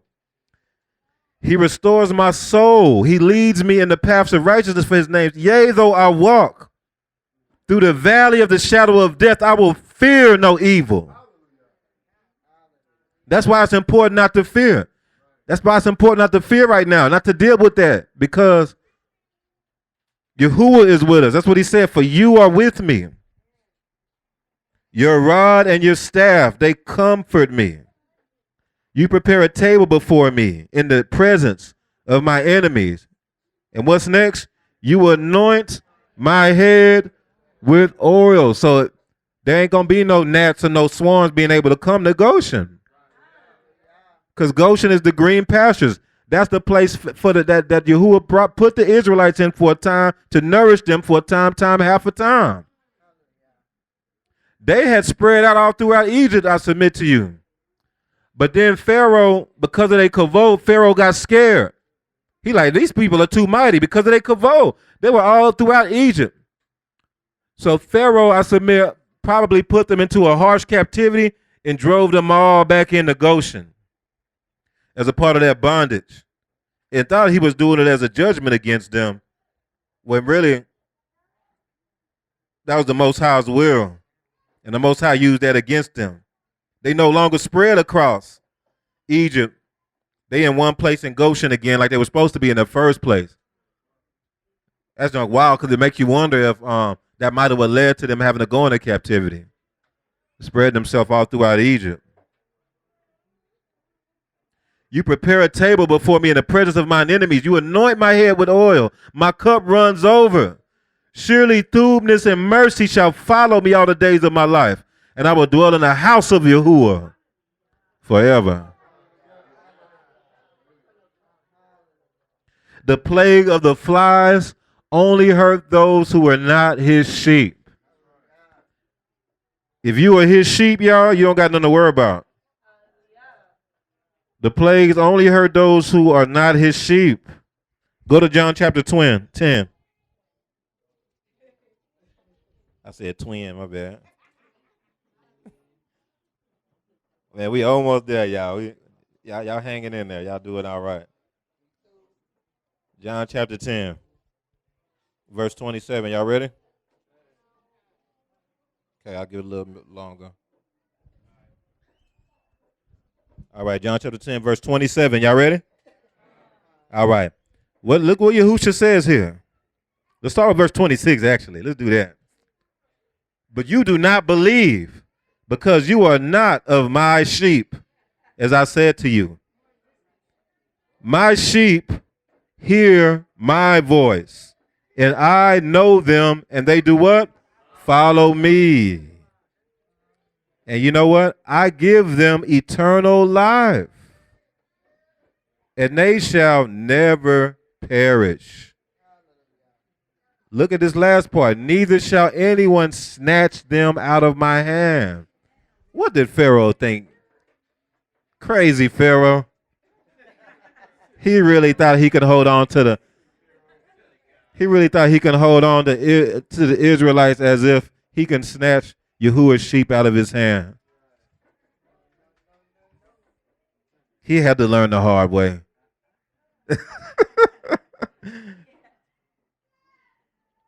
I give them eternal life. Yahuwah's sheep, he gives them eternal life. And so that's what I'm saying. You're getting kicked out of the assembly and stuff like that, maybe because you was not his sheep. Because he said, you're not my sheep because you don't believe me. Most of the people who got removed out of here was because of unbelief. They ain't really believe the words was for real. They didn't really believe what they never said that, but by their actions you can tell. People say everything. You don't never go by what people say. I mean, I wouldn't say never, but you always, the actions is what says everything. Whenever we talk, we're dealing with stuff or any situation, we'll hear you. But we're always going to go by what we see as far as the actions. That speaks louder than words, like Ema said. But he said, my sheep will never perish. And that makes big sense. You know why? Because what were the next plagues? Chapter 9. It was a plague of the livestock and the sheep, wasn't it? Y'all see how that's connected? Right after the swarms and the flies and the gnats, Yahuwah remember Yahuwah was making it worse every time. So then he's like, okay, I'm not even, forget the symbolism, I'm just finna kill y'all sheep. Boom. And just put a plague on all the flocks and sheep of Mitzrayim. And it said not one of the sheep of the Israelites in Goshen got touched.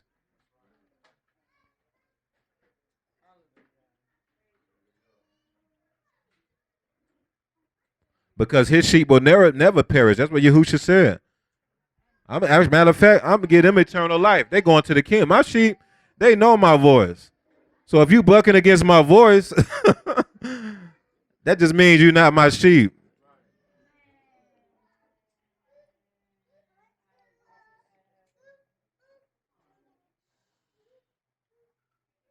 And then you got the boils and the hell. Now this is when the Most High was just literally just straight killing the people then after that. He started raining hell on the people and it don't really make it clear, but it was next thing you know, the Egyptians were dying. Now it was the flocks before that. Then he just started, raining. And then it was like major storms, lightning. He put the boil. Now the plagues are literally affecting the people. Now the people are dying. You see what I'm saying? He kept making it, the plagues were just getting worse and worse. First, it was stuff on the water. Stuff happened on the land first. It was stuff with, irritancies like gnats, stuff like that. Then it turned into, okay, now I'm gonna do a plague on your cattle. So now your animals and flocks are dying. And then he started killing people. It's the first one, the boils in the hell. Like anybody who's outside is gonna get. Now, what's interesting is that when Moshe was bringing his word out, there were people in Pharaoh's house who heard Moshe's word, and it said that some of them heeded his word. This is showing the importance of in these last days with these plagues coming out to heed the words. The difference between we talked about this. The difference between those who were killed by the destroyer and those who the destroyer passed over was the instructions. Heeding the instructions. I want to tell y'all this, y'all. Soon we're not going to be able to eat out anymore. Soon we're not going to be able to eat out anymore.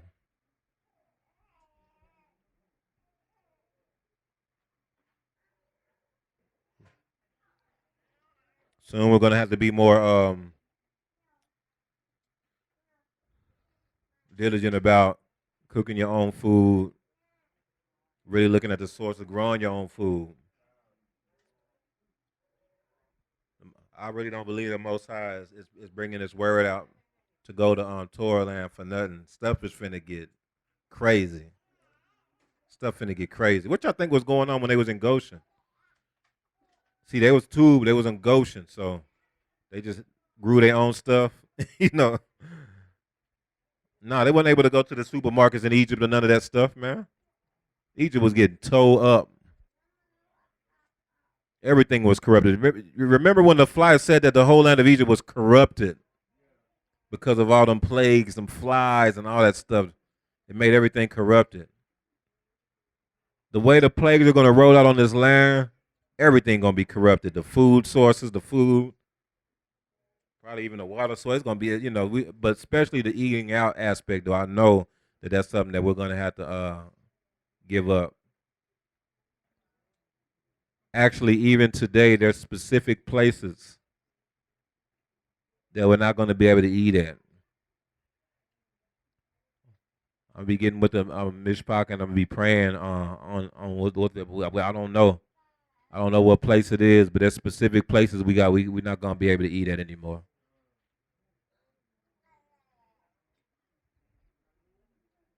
Might not be a big deal, Most I get a revelation of the place, y'all be like, oh no, we don't go there anyway. I don't know, but just be, just be open, just have your eyes open, y'all. Everything we do is gonna be important in these last days. They're trying to put mRNA in food now. They're trying to do all kinds of stuff.